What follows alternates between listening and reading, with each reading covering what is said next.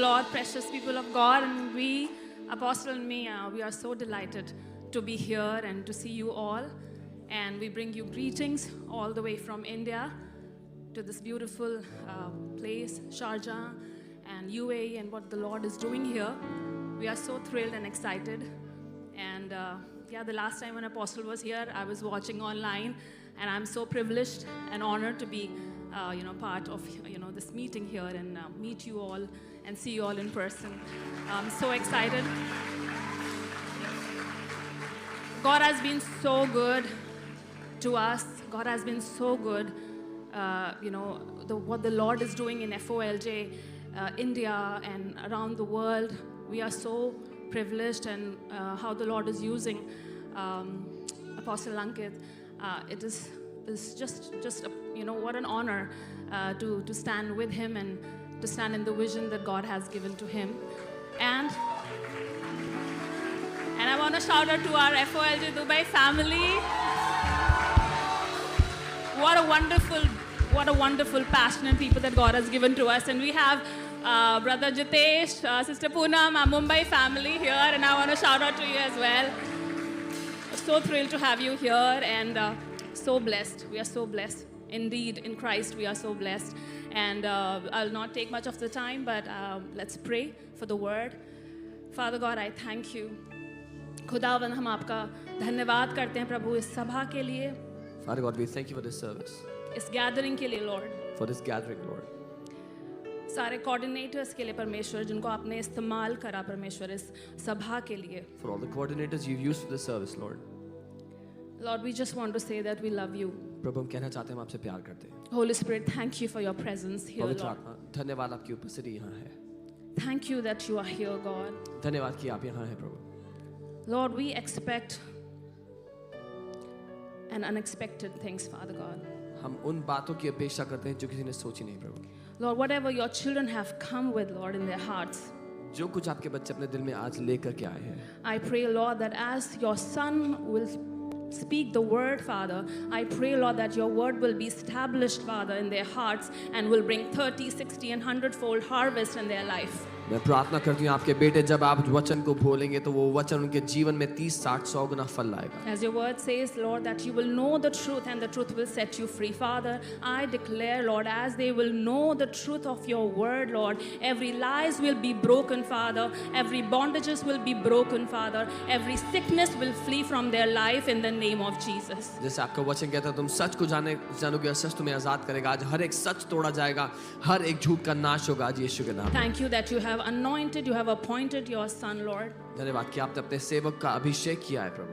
That when his word will proceed, ये वचन जब आता है, Lord, your word will be established with signs, wonders and miracles tonight, तो Father. आपका वचन आज रात चिन्ह चमत्कार अद्भुत कामों के साथ स्थापित होगा. Amen. And all the people of God say, Amen. Amen. Thank you. God bless you. Hallelujah. You can be seated. आप सब बैठ सकते हैं. Amen. It's so Amen. good to be back. बहुत अच्छा है वापस आकर बहुत अच्छा लगा. Amen. Before I start, I just want to share that I have written a new book. इससे पहले कि मैं शुरू करूं मैं बताना चाहता हूं मैंने एक नई किताब लिखी है. So, we didn't get a lot of time to proofread it, so there would be minor mistakes, but I want you to overlook that. And I wanted to bring this so that you can really learn what true spiritual warfare is. ज़्यादा समय नहीं मिला proof reading के लिए, लेकिन मैं चाहता था कि आप इसको जब पढ़ेंगे तो आप सच में सीख पाएंगे कि आत्मिक मल्लयुद्ध सच में कैसे होता है. And you will walk in victory और आप जय में जिएंगे all the days of your life. अपने जीवन भर, Because that's the will of your heavenly Father. क्योंकि यही आपके स्वर्गीय पिता की इच्छा है. Okay, so we have just brought 300 copies. हम 300 कॉपीज ही लाए हैं इसकी. So if you want, this is available. अगर आपको ये चाहिए तो ये अवेलेबल है. Amen. Amen. So in India, we are experiencing a revival. Bharat में हम एक बेदारी देख रहे हैं. But it's a very different revival. लेकिन ये एक बहुत ही अलग किस्म की बेदारी है. It's not just people gathering in a huge stadium ये सिर्फ लोग and एक crying and shaking and going back. बड़े स्टेडियम में इकट्ठे होकर लोग हिल रहे हैं और वापस जा रहे हैं, वो नहीं है. And praise God, that is powerful. और प्रभु को धन्यवाद हो, वो शक्तिशाली होगा. But many times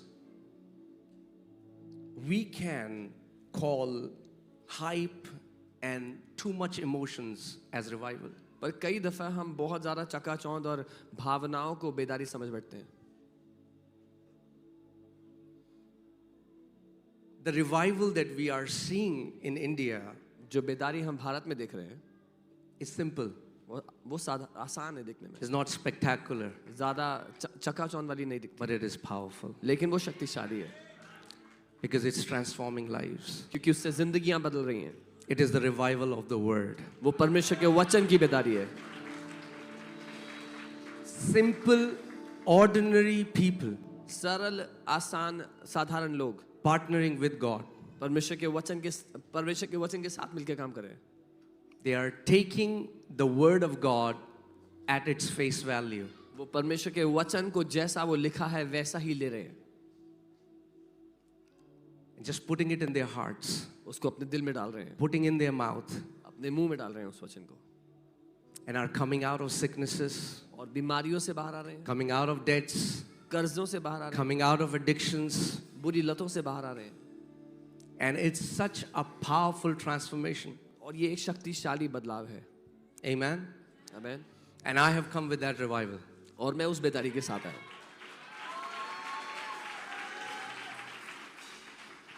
It is the revival of the word and the revival of the spirit. वो परमेश्वर के वचन और परमेश्वर की आत्मा की बेदारी है. Because so many times we think the revival of the Holy Spirit, or where Spirit leads us, is towards emotions and being wild. And I mean, like, some of that is true. और कई बार ऐसा समझा जाता है कि पवित्र आत्मा हमें भावनाओं की ओर ले जाएगा या अपने आराधना को एक बहुत सामने दिखाने की, लेकिन कई बार ऐसा होता भी है. But the Spirit will always point towards the word. पर उसका आत्मा हमेशा हमें वचन की ओर केंद्रित करता है. Amen. So I just want to start very slow, and I just want to invite you that you come and be a part of this revival. मैं बहुत धीरे से शुरुआत करना चाहता हूं ताकि आप आएं और इस बेदारी का हिस्सा बन जाएं. And I'm telling you, और मैं आपको बता रहा हूं, if you would only believe what's written, अगर आपने केवल ये विश्वास कर लिया जो लिखा हुआ है, you don't need another sign. आपको एक Come और on, I चिन्ह want नहीं you to चाहिए. tell your neighbor, you don't need another sign. अपने पड़ोसी को बताओ आपको एक और चिन्ह नहीं चाहिए. You don't need another sign. आपको You एक don't और- need another goosebump or Jesus bump, एक और whatever you want to चिन्ह call या it. एक और रोंगटे खड़े होना नहीं You चाहिए. don't need to feel cold or hot. आपको गर्म ठंडे की महसूस होने की जरूरत नहीं है. There doesn't have to be an angelic encounter for you कोई to स्वर- see your miracle. स्वर्गदूत के आमने सामने की जरूरत नहीं कि आप चमत्कार Just करें. taking the word of God and putting it in your heart and declaring it with your mouth, and there would be no mountain that will stand in front of you. केवल परमेश्वर के वचन को लेकर के अपने मुंह में अपने दिल में डाल लेना और कोई भी पहाड़ आपके सामने टिक नहीं सकेगा. Amen. See, the problem is majority of church is seeking spectacular. We are seeking hype. We are seeking which shines, is glittery, and which gains attention.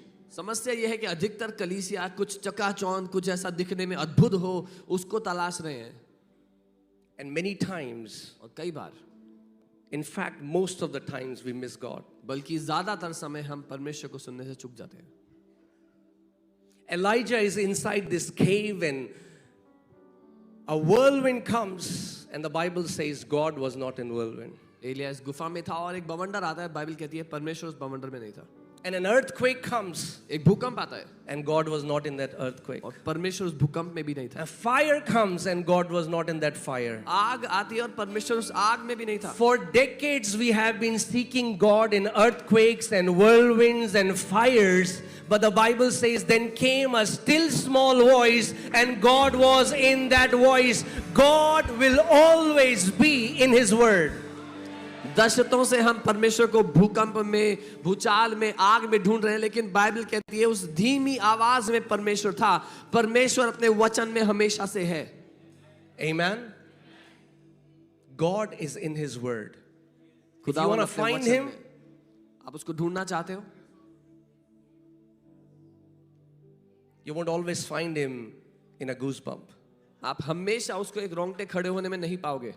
You know, so many times when there is a meeting and you go to a meeting and people feel things in their flesh and they say, wow, this meeting was so powerful because I felt goosebumps कई बार up and down my body. आप एक meeting में जाते हो, लोग कहते हैं अरे इतनी शक्तिशाली मीटिंग थी, मेरे पूरे शरीर में मैंने रोंगटे महसूस किया खड़े होते हुए। This meeting was so anointed. ये बहुत ही अभिषेक से भरी मीटिंग थी। And then they go to watch a movie और फिर वो एक मूवी देखने जाते हैं or they watch something patriotic या कुछ देशभक्ति का, and they feel the same goosebumps. और वही रोंगटे उनके फिर से खड़े होते हैं। Feelings can deceive us, भावनाएं आपको धोखा but the word will always lead us towards the truth. लेकिन वचन हमेशा सच की ओर आपको ले जाएगा। Amen. Amen. If you want to walk in victory, अगर आप जय में you चलना will have चाहते to come to a place where you say that, Lord, speak the word only. हो, तो आपको उस जगह आना होगा जहां आप कहोगे प्रभु केवल वचन को बोल दो, All I need is your word. मुझे केवल आपका वचन चाहिए। Amen. And again, please understand my heart. I'm not against emotions. God has made human beings and given us emotions. Emotions are beautiful. मेरा दिल समझेगा, मैं भावनाओं के खिलाफ नहीं हूँ। परमेश्वर ने मनुष्य को बनाया, उनको भावनाएं दी, भावनाएं खूबसूरत है। I love to cry in God's presence. परमेश्वर की उपस्थिति में मुझे रोना बहुत पसंद है। But just because I cry doesn't mean God is present there. लेकिन क्योंकि मैं रो रहा था, इसका ये अर्थ नहीं कि परमेश्वर वहां था। Okay? Our emotions cannot lead us. हमारी भावनाएं हमारी अगुवाई नहीं करती। If you are led by your emotions, you will be one of the most miserable person on this earth. अगर आप अपनी भावनाओं के चलाए चलते हो तो सबसे दयावान हालत में होगे जीवन में। But if you are led by the word, लेकिन वचन के चलाए चलोगे, we will be grounded and strong in the word, जब वचन में हम मजबूत होंगे, जड़ पकड़े होंगे, and the devil won't be able to deceive us. शैतान हमें धोखा नहीं दे पाएगा। Amen. आमेन।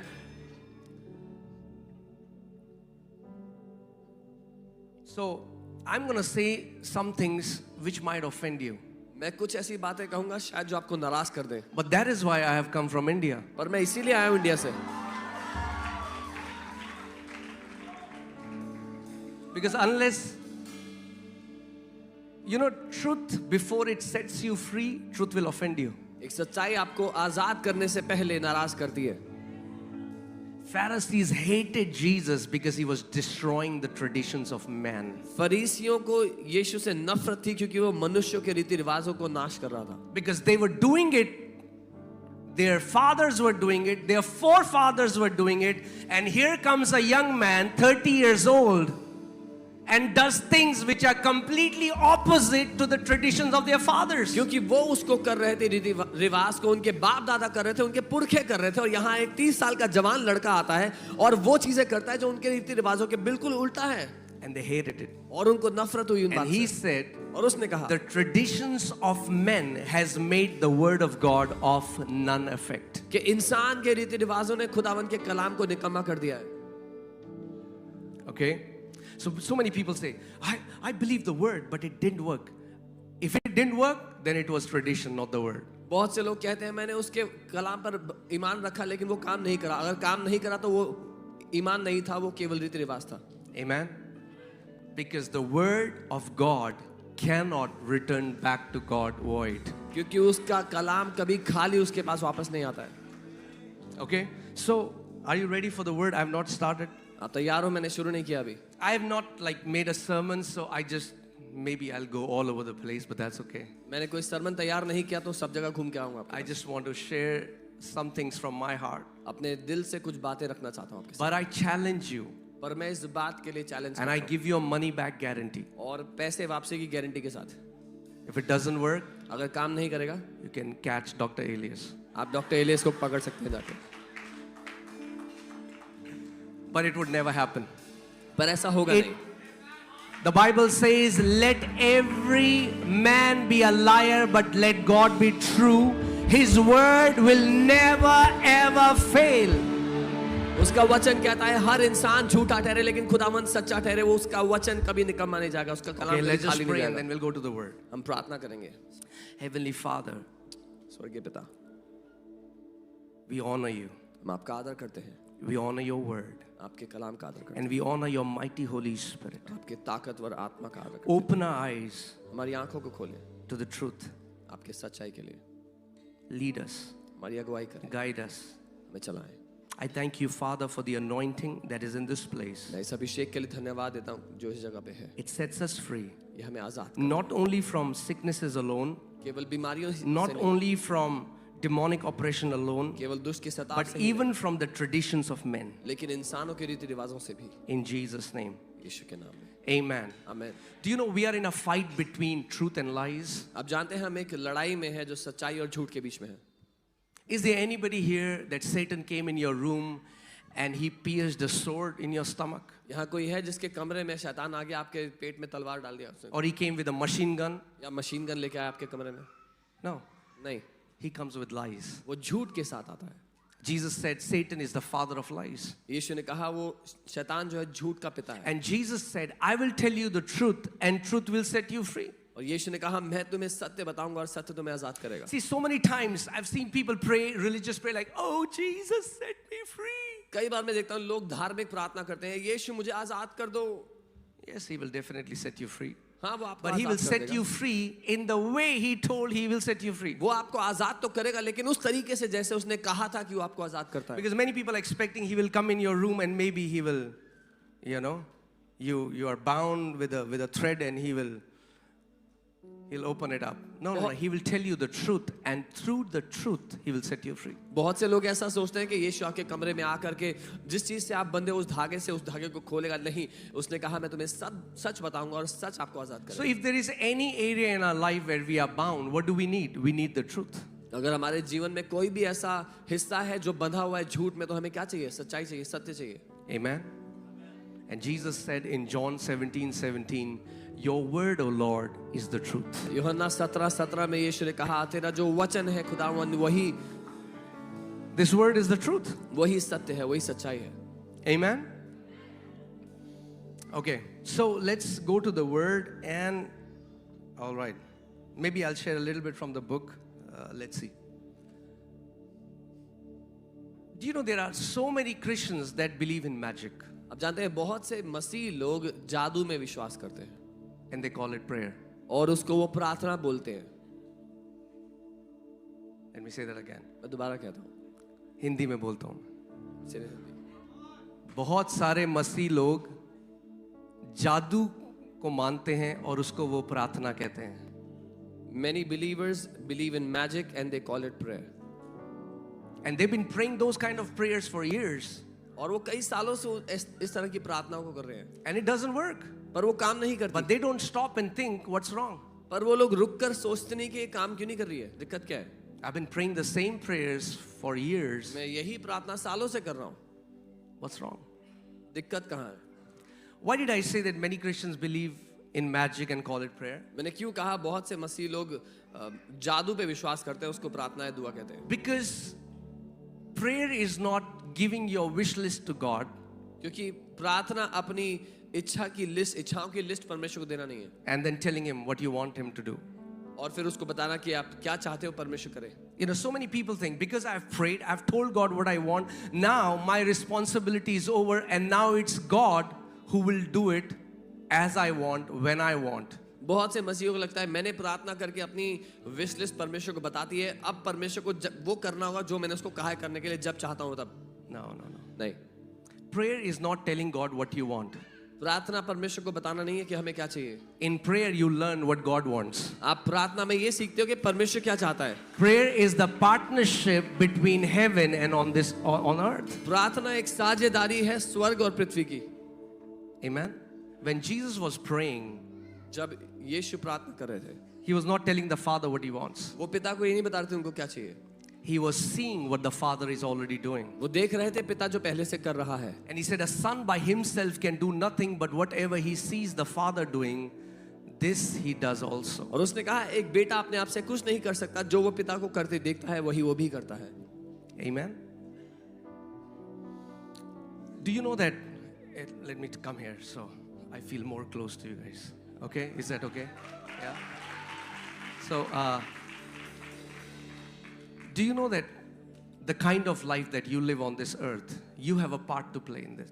आप जानते हैं कि जिस तरह का जीवन आप इस पृथ्वी पे जियोगे आपका उसमें एक योगदान है, एक हिस्सा है. So many people think God is sovereign, so He has already pre-decided how I'll live, what I will do, what I'll wear, what I'll drive, where I will go, how long I will live, and what kind of life I will live. It's already pre-decided. बहुत से लोग सोचते हैं परमेश्वर जो चाहता है वो करता है, तो पहले से उसने ठान रखा है, तय कर रखा है कि मैं कैसा जीऊंगा, मेरी जिंदगी कैसी होगी, मैं कहाँ रहूंगा, क्या करूंगा. That's not true. पर ये सच नहीं है. That's not true at all. ये बिल्कुल भी सच नहीं. You can do things on this earth which can cut short your life, and you can do on this earth which will make you live a long life on this earth. आप इस पृथ्वी पे रहते हुए वो कर सकते हो जिससे अपने जीवन को आप छोटा कर सकते हो, या वो कर सकते हो जो अपने जीवन को लंबा कर सकते हो. You can do things on this earth which will make you thrive in your life and live a blessed life, or you can live a life and do things which will make you live a wretched life on this earth. आप वो कर सकते हो इस पृथ्वी पे रहते हुए जो आपकी जिंदगी को एक फलवंत जिंदगी, खुशहाल बना देगी जिंदगी, या फिर आपकी जिंदगी को बेहाल कर देगी. Because majority people think our part is I have just prayed, I have told God, God, I want you to do this, my job is over. ज्यादातर लोग सोचते हैं मेरा काम था प्रार्थना करना, मैंने प्रार्थना किया, परमेश्वर को बता दिया, परमेश्वर मुझे ये चाहिए, बाकी आपका काम है. Can you put Mark 4:26? I want to show you something in that scripture. As I was reading it and something God highlighted. मरकुस 4:26 मैं पढ़ रहा था, कुछ दिखाई दिया. Okay, see here. And he said, he here is Jesus, and Jesus said, the kingdom of God is as if a man should scatter seed on the ground. फिर उसने कहा, यानी कि यीशु ने, परमेश्वर का राज्य ऐसा है जैसे कोई मनुष्य भूमि पर बीज छींटे. Okay, let's go back to 26. I just want to show you something. When we think of kingdom of God, जब हम सोचते हैं परमेश्वर के राज्य के बारे में, if we were to imagine it, we would have said kingdom of God as if an angel, or kingdom of God is as if a spirit or something divine. But the Bible here is saying the kingdom of God is as if a man. जब हम सोचते हैं परमेश्वर के राज्य के बारे में, तो हम सोचते हैं कि एक स्वर्गदूत होगा या कोई आत्मा या कुछ अलौकिक होगा. लेकिन जब यीशु ने बताया तो उसने कहा परमेश्वर का राज्य ऐसे जैसे कि एक मनुष्य. So just stop here. यहीं पर रुक जाते हैं. The kingdom of God is as if a man. परमेश्वर का राज्य जैसे ये एक मनुष्य.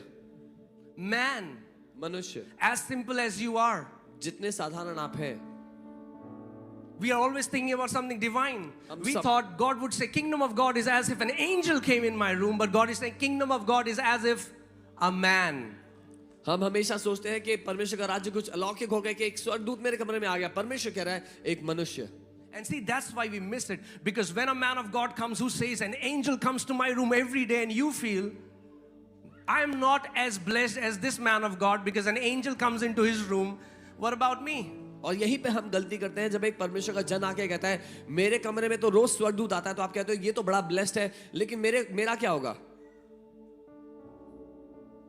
And that's why so many believers today are spiritually manipulated by people who tell stories and don't lead people to the word. इसीलिए आज बहुत सारे विश्वासी लोगों को मूर्ख बनाते हैं वो लोग जो कहानियां बताते हैं उनको बरगलाने के लिए, उनको वचन की ओर नहीं ले जाते. You don't need to have an angel come in your room every day.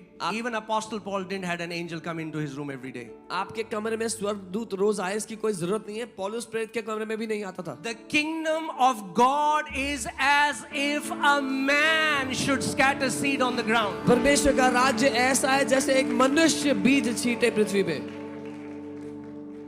Because whenever we think about the kingdom of God, we only think about heaven.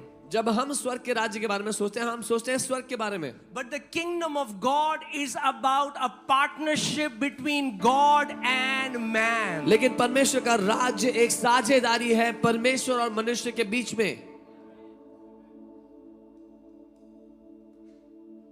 Amen? Amen. See, yeah, so what I was telling you about magic. The magic that we believe in ended after God made man. जिस जादू पे हम विश्वास करते हैं वो खत्म हो गया जब परमेश्वर ने मनुष्य को बनाया. Okay, are you here? यही है. All right.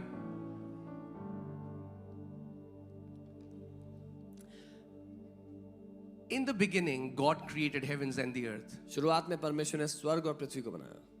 Amen. And then you see, God saw that the earth was void and formless, and darkness was upon the face of the deep, and the Spirit of God was hovering over the waters. और परमेश्वर ने देखा पृथ्वी बेजान बेडौल थी और परमेश्वर का आत्मा पानी के ऊपर मंडरा रहा था. And God said, और परमेश्वर ने कहा, God said whatever He wanted to see. परमेश्वर ने वो बोला जो कुछ वो देखना चाहता था. And whatever He said, और जो कुछ उसने बोला it came to pass. वो हो गया. God didn't think creation into being, He spoke creation into being. परमेश्वर ने रचना करने के लिए सोचा नहीं, परमेश्वर ने रचना करने के लिए बोला. This Almighty God, ये सर्वशक्तिमान परमेश्वर, for whom all things are possible, जिसके लिए सब बातें संभव है, for Him to create something, उसको कुछ बनाने के लिए He had to speak it. उसको भी बोलना पड़ा. Not one time, एक बार नहीं, not two times, दो बार नहीं, not three, तीन not नहीं, four, चार not नहीं, five, पांच not नहीं, six, छह not नहीं, seven, सात not नहीं, आठ 8, नहीं, 9 times. 9 bar. 9 times He had to say whatever, and the more, so He was like a master designer, and He was creating whatever He wanted. He was fashioning it, forming it through His words. His words were like the paintbrush, and whatever He wanted to see, He was speaking it like a designer. तो एक रचनाकार की तरह जो कुछ वो देखना चाहता था उसको बोलता रहा. एक पेंटर की तरह जो वो बनाना चाहता था उसको वो बोलता रहा. उसके शब्द एक ब्रश की तरह उस तस्वीर को बनाते गए. Okay? Now I want you to pay attention. मैं चाहता हूं ध्यान दो. Now on 26th verse, अब 26वीं आयत, and the Bible says, and Bible God कहती said, let us make man in our own image and likeness. Bible कहती है परमेश्वर ने कहा आओ हम मनुष्य को अपने स्वरूप और समानता में बनाएं. What does it even mean to be in the image and likeness of God? इसका क्या अर्थ है कि आप परमेश्वर के स्वरूप और समानता में बने हो? Read the previous verses. पिछली आयतें पढ़ लो. He spoke, वो बोला and it was. और हो गया. And then God said, और फिर परमेश्वर ने let बोला us make man in our image and in our likeness, so that mankind can do the exact same thing which we did in 26 verses in Genesis 1. उसने कहा आओ हम मनुष्य को अपने स्वरूप समानता में बनाएं ताकि मनुष्य भी वैसे ही करके बना सके जो वो चाहता है जैसा अभी तक हमने किया है. So please hear this. ध्यान से सुनो. Before Genesis 26, उत्पत्ति 26 से पहले whatever God did, जो कुछ परमेश्वर ने किया He did being independent from man, उसने किया मनुष्य से अलग होते हुए. because there was no man. तब तक मनुष्य था ही नहीं. Because after on verse 26, now He creates mankind. 26वीं आयत में देखते हैं उसने मनुष्य को बना दिया. Okay, are you with me? मेरे साथ हो. And after Genesis 1:26, उत्पत्ति 1:26 के बाद the magic ended. जादू खत्म हो गया. Jadoo khatam. The magic ended. Now अब anything that God does, जो कुछ परमेश्वर करता है now He does with partnership with man. अब वो Not मनुष्य के independent साथ with man. साझेदार होके करता है, उसके बिना कुछ नहीं करता है. Why did God do that? I don't know. परमेश्वर ने ऐसा क्यों किया मुझे नहीं पता. In God's sovereignty, He delegated authority to man. परमेश्वर ने अपनी इच्छा से अधिकार मनुष्य को दे दिया. After Genesis 1:26, read, there is nothing that God did on this earth without partnering with man. उत्पत्ति 1:26 के बाद पढ़ लो, कुछ भी परमेश्वर ने मनुष्य के बिना नहीं किया.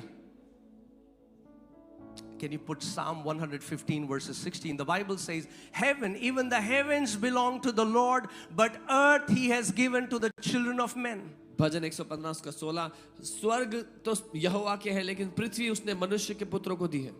Anything that happens on this earth, जो कुछ भी इस पृथ्वी पे होता है, God, not that God would not. I know there are many religious people who will say, they'll try to pacify it. Not that God would not. God cannot. ये नहीं कि परमेश्वर नहीं करेगा, लेकिन ये कि परमेश्वर नहीं कर सकता. Let me say that again. मैं दोबारा कहता हूँ. God cannot do anything on this earth without a human body. परमेश्वर इस पृथ्वी पे कुछ नहीं कर सकता एक मनुष्य की देह के बिना. Why? क्यों? Because He is the one क्योंकि वही है who established this decree. जिसने इस बात को ठहराया है. In Genesis 1:26, He said, let us make man in our own image and let them have dominion. उत्पत्ति 1:26 में उसने कहा आओ हम मनुष्य को अपने स्वरूप में बनाएं और उसको अधिकार दे दें. Let me give you an example. एक उदाहरण देता हूं. You bought a nice house in Sharjah. आपने एक अच्छा घर खरीदा शारजा में, It's yours. आपका है, You have the title deed is in your name. उसका मकान का कागज आपके नाम But पे then है, you gifted that to your daughter पर आपने अपनी बेटी को गिफ्ट कर दिया and her husband. और उसके पति So को। now they live in that house. अब वो उस घर में रहते हैं, It belonged to you, वो आपका था but you gave it to them. पर आपने उनको दे दिया। Now, अब can you break into that house anytime that you want? क्या आप उस घर में अपनी मर्जी से जब चाहे आ जा सकते हो? No.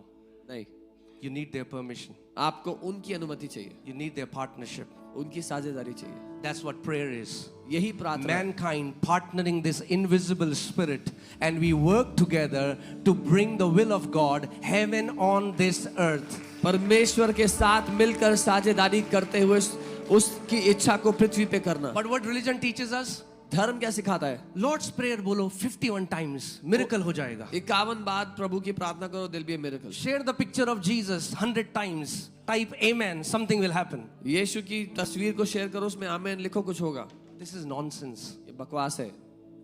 Okay? This is dead religious traditions. ये मरे हुए धार्मिक रीति रिवाज है। We need to learn how to partner with God. हमें सीखना है परमेश्वर के साथ मिलकर। Can you put Psalm 8:4? I want to show you who you were when you were created. भजन 8 उसका 4 मैं आपको दिखाना चाहता हूँ आप कौन थे जब आप बनाए गए थे। Some people say, "Oh God, who are we? We are only man." कुछ लोग कहते हैं अरे प्रभु हम तो सिर्फ इंसान हैं। God is saying, "Yes, you are only man, and that's enough." परमेश्वर कह रहा है हाँ तू सिर्फ इंसान है और ये काफी है। What is man that you are mindful of him, and the Son of Man that you visit him? तो फिर मनुष्य क्या है कि तू उसका स्मरण रखे और आदमी क्या है कि तू Now उसकी hear this. सुधि ले। The psalmist is asking God this question: Who is man? भजनकार परमेश्वर से पूछ रहा है कि मनुष्य क्या है। And now God is giving answer through him. All और right. परमेश्वर उत्तर दे रहा है। Read verses 5. All right. 5वीं For you have made him a little lower than the angels. And here angels is a wrong translation.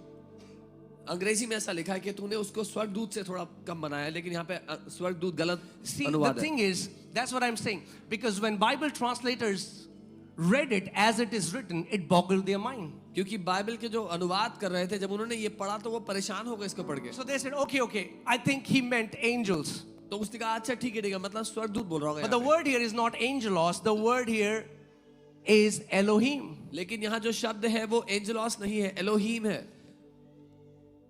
God has made you little lower than himself. परमेश्वर ने आपको अपने आप से थोड़ा सा नीचा बनाया है। You didn't get it. आप समझे नहीं हो। That's what the Bible says. Bible ये कहती है। You can do a study and find it out. खुद पढ़ You के have made him a little lower than Elohim. तूने उसको एलोहीम से थोड़ा ही कम बनाया है। Okay, you can see in today's world nobody can deceive you. आज की We are in दुनिया the में times of Google and ChatGPT and whatever. I mean, like with one click you can find out if somebody is telling the truth or is lying. आज की दुनिया में कोई आपको बेवकूफ नहीं बना सकता, एक क्लिक में आप पता लगा लोगे सच क्या है। All right? You have made him little lower than Elohim. तूने उसको एलोहीम से थोड़ा ही कम बनाया। You have crowned him with glory and honor. तूने उसके सर पर महिमा और प्रताप का मुकुट रखा है। This is man. ये मनुष्य है। This is the same man who prays, "Oh प्रभु, मैं तो मिट्टी नाली का कीड़ा हूँ प्रभु." ये वही मनुष्य है who prays that I am a worm, Lord.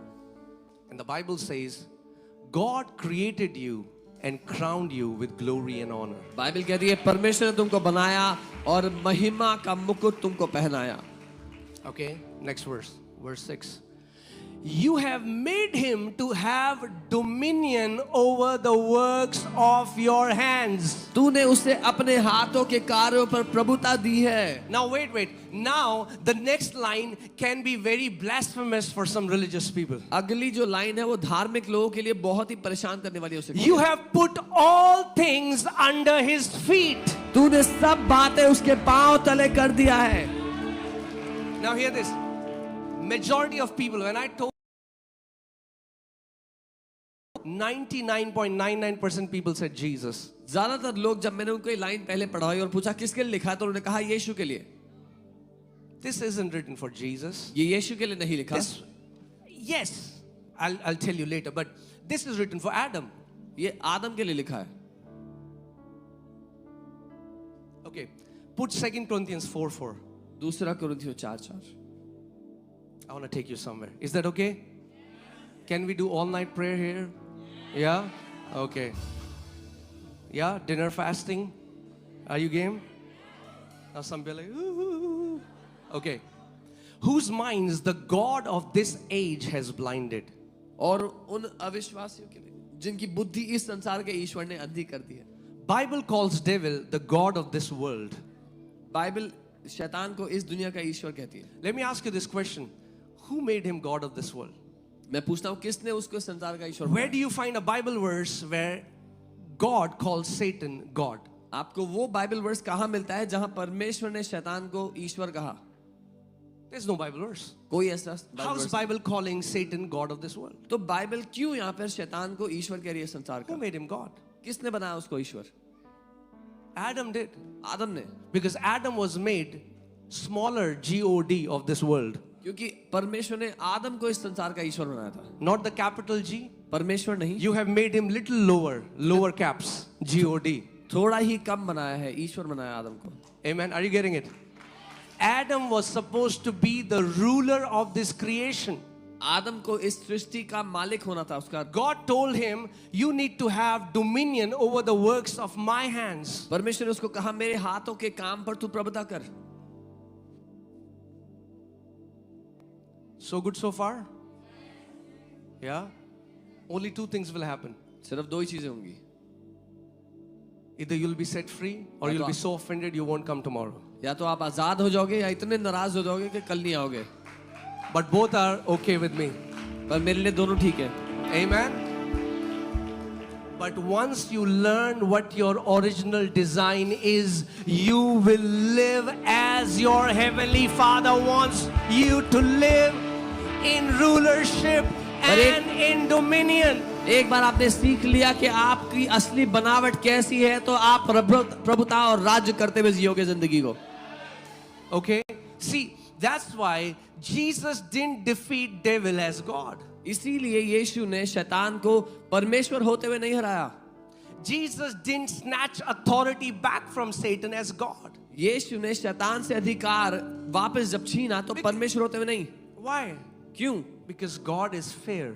क्योंकि परमेश्वर सही And काम it करता would है. be unfair for God to fight a created angel. और ये नाजायज होगा जब अगर परमेश्वर को एक बनाए हुए दूत से लड़ना पड़े तो. God and devil is no match. परमेश्वर और शैतान कोई मैच ही नहीं है. Just a created angel. वो बनाया हुआ स्वर्गदूत है. There are billions of angels. करोड़ों स्वर्गदूत है बने हुए ऐसे. God won't stoop down to a level that he will fight a petty creation. परमेश्वर उस स्तर तक नहीं गिरेगा कि अपने हाथ की बनाई हुई एक छोटी सी सृष्टि से लड़ेगा. Satan deceived Adam in the garden and took the authority that God gave Adam and became the God of this world. शैतान ने आदम को धोखा दिया आदम की वाटिका में और इस संसार का ईश्वर बन गया उससे अधिकार छीन के. Amen. That's why Jesus came as the last Adam and destroyed the works of Satan as last Adam, snatched the keys back from him, and he said, behold, I was dead, but now I am alive forevermore, and I have the keys of hell and death. इसीलिए यीशु आखिरी आदम बन करके आया, उसको हरा दिया, कहा मैं मर गया था पर मैं जिंदा हूं और मेरे हाथों में स्वर्ग और पृथ्वी की चाबियां हैं, मृत्यु की चाबियां हैं. Amen. Do you know when Satan came to tempt Jesus, he said, if you worship me, I will give you all these things because all this was delivered to me. जब शैतान यीशु को परखने आया तो उसने कहा अगर तू मेरी आराधना करेगा तो मैं तुझे ये सब कुछ दे दूंगा क्योंकि ये सब कुछ मुझे दे दिया गया था. It was a shortcut. वो एक शॉर्टकट था. Jesus didn't take the shortcut. यीशु ने शॉर्टकट नहीं लिया. Can I tell you one thing? एक बात बताऊं, Never take the shortcut. कभी भी शॉर्टकट मत लेना. The shortcut is hidden long cut. And shortcut it's so long that you will never reach your answer. Shortcut जो है वो छुपा हुआ लॉन्ग कट है और इतना लंबा है कि कभी अपने उत्तर तक नहीं पहुंचोगे. People who always want shortcut never reach anywhere. जिन लोगों को हमेशा शॉर्टकट चाहिए होता है कहीं नहीं पहुंचते हो. Amen. So Jesus took the authority back from the devil यीशु ने शैतान से अधिकार and वापस gave लिया it to his church, and he said, now you go in my name, baptize them in the name of the Father, Son and the Holy Spirit. और कलीसिया को वापस दे दिया और कहा आप जाओ मेरे नाम से बपतिस्मा दो पिता पुत्र और पवित्र आत्मा के नाम से. You know, the problem is so many people pray as if God is all powerful, but they are petty human beings. And now what they have to do is they have to appease this being with their long fastings and their giving, so that maybe, just maybe, God will have mercy. And look at them. समस्या यह है कि मनुष्य ऐसे सोचते हैं कि परमेश्वर सर्व सामर्थी है और हम तो अदने से इंसान हैं, तो हमें उसको उपवास करके दे करके सब कुछ करके किसी तरह से मनाना होगा, उसको खुश करना होगा. And it's never enough. पर काफी नहीं होगा कुछ भी कर लो.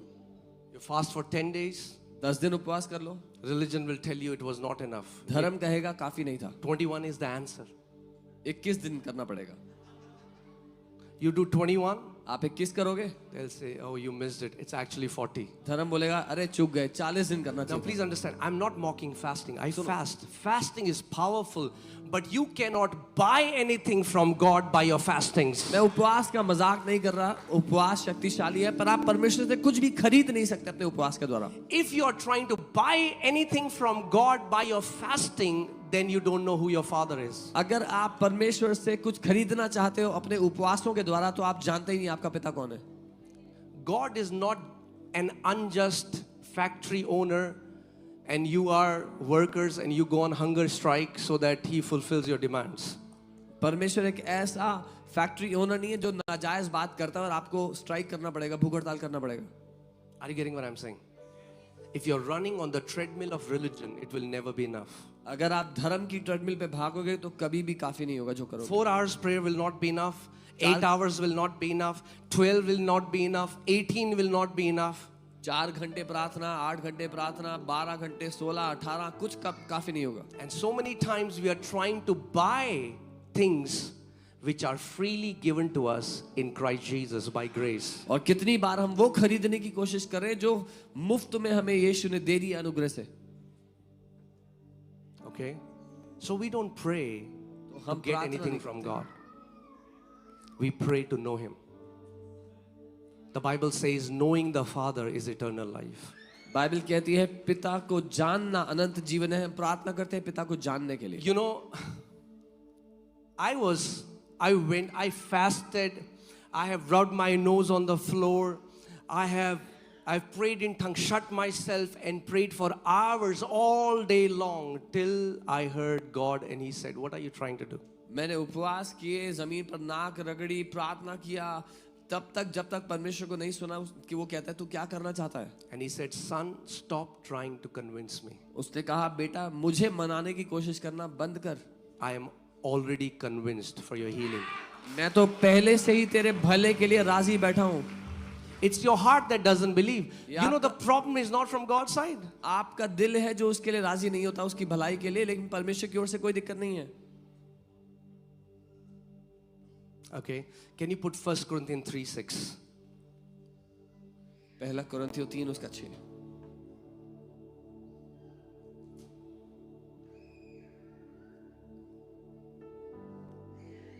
It says, I planted, Apollos watered, but God gave the increase. Okay. मैंने लगाया, अपोलोस ने सींचा, परंतु परमेश्वर ने बढ़ाया. It's a beautiful scripture. एक खूबसूरत है. Because let me teach you today how you can get increase automatically. क्योंकि मैं आपको सिखाना चाहता हूँ कैसे आपकी जिंदगी में बढ़ोतरी अपने आप हो सकती है. Increase doesn't come by begging. बढ़ोतरी भीख मांग के नहीं आती. Increase doesn't come by pleading. बढ़ोतरी गिड़गिड़ा के नहीं आती. Okay? So many people are praying to God for increase. बहुत से लोग प्रार्थना करें परमेश्वर से कि बढ़ोतरी दे. But increase is the third level. लेकिन बढ़ोतरी तीसरा स्तर है. They have skipped the first two. वो पहले दो तो छोड़ देते हैं. And they are saying, God, give me increase. और फिर कहते हैं परमेश्वर मुझे बढ़ोतरी दो. That's why I said they believe in magic. इसीलिए मैं कहता हूँ वो लोग जादू पे विश्वास करते हैं. Believing for increase without sowing the seeds is magic. बढ़ोतरी के लिए विश्वास करना बिना बीज बोए जादू ही तो है. Oh God, give me increase. प्रभु मुझे बढ़ोतरी दे दो. God says, do you want increase? प्रभु कह रहा है बढ़ोतरी चाहिए. Then you need to plant my word in your heart. तो फिर मेरे वचन को अपने दिल में बोना होगा. And then you need to water it. उसको सींचना होगा. आप जानते हैं मसीहत की एक सबसे बड़ी दिक्कत क्या है आज? Can I just just be candid The greatest and offend some people? the greatest problem in the Christian world, मैं सच्चाई कह के कुछ लोगों को नाराज कर सकता हूँ. हाँ, ये गिफ्ट है मेरा. This is my gift. The problem is समस्या ये है, we want to hear something new. हम कुछ नया सुनना चाहते हैं. कुछ मसालेदार. Oh, something जो spicy. मजा आ जाए एकदम चटका Oh, के it'll साथ. be वाह. tasty. हाँ. Wow. कुछ नया सुनाओ. Tell me something new. Tell me some new revelation. कोई नया प्रकाशन बता दो. And that's why people get deceived. और ऐसे ही लोग धोखे में पड़ते हैं, Because they don't want the word. क्योंकि उनको वचन नहीं चाहिए. If you want increase, अगर आपको you बढ़ोतरी will चाहिए, have to hear the truth again and again and again and again and again and again and again till it becomes a part of you. तो आपको सच को बार बार सुनना होगा जब तक वो आपका हिस्सा ना बन जाए. Those Christians who hear a new teaching every day have the worst fruits in their life. वो मसीह लोग जो हर रोज नई शिक्षा सुनते हैं, जिंदगी में सबसे खराब फल देखे उनके मैंने. They have swollen heads but empty pockets. उनके फूले हुए सर हैं लेकिन खाली जेबें हैं. Swollen heads but tiny hearts. फूले हुए सर हैं ज्ञान से लेकिन छोटे दिल हैं. So when you hear a revelation, a truth, God's truth, first time, it's as if a seed was planted in your heart. जब आप परमेश्वर के वचन का कोई सत्य पहली बार सुनते हो तो ऐसा जैसे एक बीज आपके दिल में रखा गया. But when you hear it again, जब दोबारा सुनते हो it's as if it is being watered. तो वो ऐसा जैसे उसको आप सींच रहे हो. You know, some people's attitude is if they are in a church and you say a scripture, they, I know, John 3:16, for God so loved the world that he gave his only begotten. कुछ लोग जब church आते हैं उनका रवैया ऐसा होता है जैसे ही आप एक स्क्रिप्चर बोलोगे अरे ये तो मुझे पता है इसमें. You know, they say, I know what the pastor will say now. अरे You say, मुझे पता है पास्टर क्या बोलेंगे. He'll say this scripture. अब देखना ये बोलेंगे. I always tell this to my church. मैं हमेशा अपने church I said, if you know it, अगर पता है then show it in your fruits. तो अपने फलों में सबूत दिखाओ, Not in your head knowledge. दिमागी ज्ञान नहीं. Okay, devil also knows the entire Bible. शैतान को भी पूरी बाइबल आती है And he's puffed up. और वो फूला हुआ ज्ञान से. Are you getting what I'm saying? समझ रहे हो? So what happens is we become familiar with the word because we think we have heard it once and we think it's enough. तो हम वचन से जान पहचान होने के बाद ऐसा सोचते हैं कि हमें तो पता है और ये काफी है. So now we want to hear something else. अब मैं कुछ नया अब सुनूंगा. कुछ और सुनाओ. Let me hear something else. And then morning they will hear something and evening then they'll go to YouTube and they will start to hear whatever they want to hear. तो सुबह कुछ और सुन रहे हैं, शाम को कुछ और YouTube पे जाएंगे, जो कुछ भी सुनेंगे. And the truth never gets established in their life. और सच कभी भी उनकी जिंदगी में जड़ नहीं पकड़ता. If you want to get the fruit from a teaching, you have to hear it multiple times, get soaked in the word, meditate it, hear it again and again and again, and then God will give you the increase. अगर किसी शिक्षा का फल अपनी जिंदगी में चाहते हो तो उस शिक्षा को सुनो और बार बार सुनो, सुनते रहो, तब परमेश्वर उस शिक्षा में आपके जीवन में बढ़ोतरी देगा. Okay? Paul could have written, I planted and God gave increase. Paul कह सकता था मैंने बोया और परमेश्वर ने बढ़ोतरी दिया. No. नहीं, Just the word being planted is also not enough. सिर्फ वचन का बोया जाना काफी नहीं है, It has to be watered. उसको सींचा जाना जरूरी है. Sometimes, multiple times, hundreds of times before you start to see, the Lord starts to bring increase from that teaching. कई बार कई सौ दफा आपको उसको सींचना होगा इससे पहले कि आप देखो परमेश्वर बढ़ोतरी दे रहा है. That's why the Bible says in Romans 10:17, faith comes by. If you इसलिए notice, the tense is a present continuous tense, ing. The Bible never says faith comes by having heard once. Faith comes by continual hearing. If you continually hear the word, you will have an endless supply of faith in your life. इसीलिए Bible कहती है विश्वास सुनने से, यानी कि सुनते रहने से, निरंतर सुनने से आता है. एक बार सुना था से नहीं. अगर सुनते रहोगे तो आपकी जिंदगी में विश्वास हमेशा रहेगा. Amen. That's why you need to take a teaching and get soaked in it. इसीलिए एक शिक्षा को लेके उसमें डूब जाना है आपको. You know, it's been like, I think 12 years I'm teaching faith. शायद 12 साल हो गए मैं विश्वास सिखा रहा And हूं। now I feel we have just started. और अब मुझे लगता है कि हमने सिर्फ शुरुआत की Now है। God has started to bring increase. अब परमेश्वर ने बढ़ोतरी देना शुरू किया है। Now we feel we are seeing the fruits of it just a little bit. अब हमें लग रहा है कि अब उसका थोड़ा फल दिखना So शुरू हो what रहा है। what will we do? तो हम क्या करेंगे? We'll keep watering it उसको सींचते रहेंगे till our last breath. अपनी आखिरी सांस तक। Amen. Amen. And God will keep on bringing the increase. और परमेश्वर बढ़ोतरी देता रहेगा। Now hear this. A farmer knows this. एक किसान को ये बात पता है। Also, let me say something which will be very offensive. मैं कुछ और कहता हूँ जो बहुत नाराज करने वाला होगा। Okay. Prayer is not the substitute for everything. प्रार्थना सब चीजों की जगह नहीं ले सकता। Some religious people hide their disobedience by saying that I'm praying. कुछ धार्मिक लोग अपनी अनाज्ञाकारिता को इस बात को कह के छुपाते हैं कि मैं प्रार्थना कर रहा हूँ। You know, some people, or when they become too religious, they'll say, God didn't lead me to go to church. जब हम कुछ लोग जब ज्यादा धार्मिक होते तो कहते हैं परमेश्वर ने मेरी अगुवाई नहीं की कि मैं चर्च जाऊं। I say, just say you don't want to go. Don't try to hide your disobedience by hyper spirituality. मैं कहता हूं अगर नहीं जाना है तो सीधे बोलो नहीं जाना है, ज्यादा आत्मिक बन के उसको छुपाओ मत अपनी अनाज्ञाकारिता को। God will never lead you to do something which is against His written word. परमेश्वर कुछ भी आपको ऐसा करने के लिए अगुवाई नहीं देगा जो उसके वचन के खिलाफ है। His spirit and His word always agree 100% of the times. उसकी आत्मा उसका वचन हमेशा 100% साथ सहमत होते हैं। Amen. So what I'm saying, let me give you an example. There are two people. दो लोग हैं, One is a believer. एक विश्वासी, One is one who doesn't believe. एक गैर विश्वासी है। Now, when I'm saying this, please hear what I'm saying and please do not hear what I'm not saying. जब मैं ये कह रहा हूं तो वो सुनना जो मैं कह रहा हूं और जो नहीं कह रहा हूं वो मत सुनना। I am not saying prayer is not important. मैं ये नहीं कह रहा कि प्रार्थना महत्वपूर्ण नहीं है। Prayer is the heartbeat of every believer. प्रार्थना हर एक विश्वासी के दिल की धड़कन है। Okay? But just because somebody is praying पर सिर्फ इसलिए कि कोई प्रार्थना कर रहा है doesn't mean God is happy. इसका मतलब ये नहीं कि Pharisees परमेश्वर were खुश है। praying every time. Pharisees were fasting and praying all the time. फरीसी हर समय उपवास और प्रार्थना करते थे।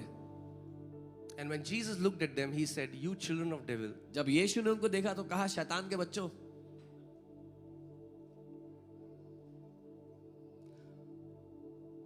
thank you for this thundering silence." घनघोर सन्नाटे के लिए धन्यवाद। What I'm saying is, God didn't say that my people perish because devil is powerful. मैं ये कह रहा हूँ कि परमेश्वर ने ये नहीं बोला कि मेरे लोग नाश होते हैं क्योंकि शैतान बड़ा शक्तिशाली है। He said, my people perish because they lack my knowledge.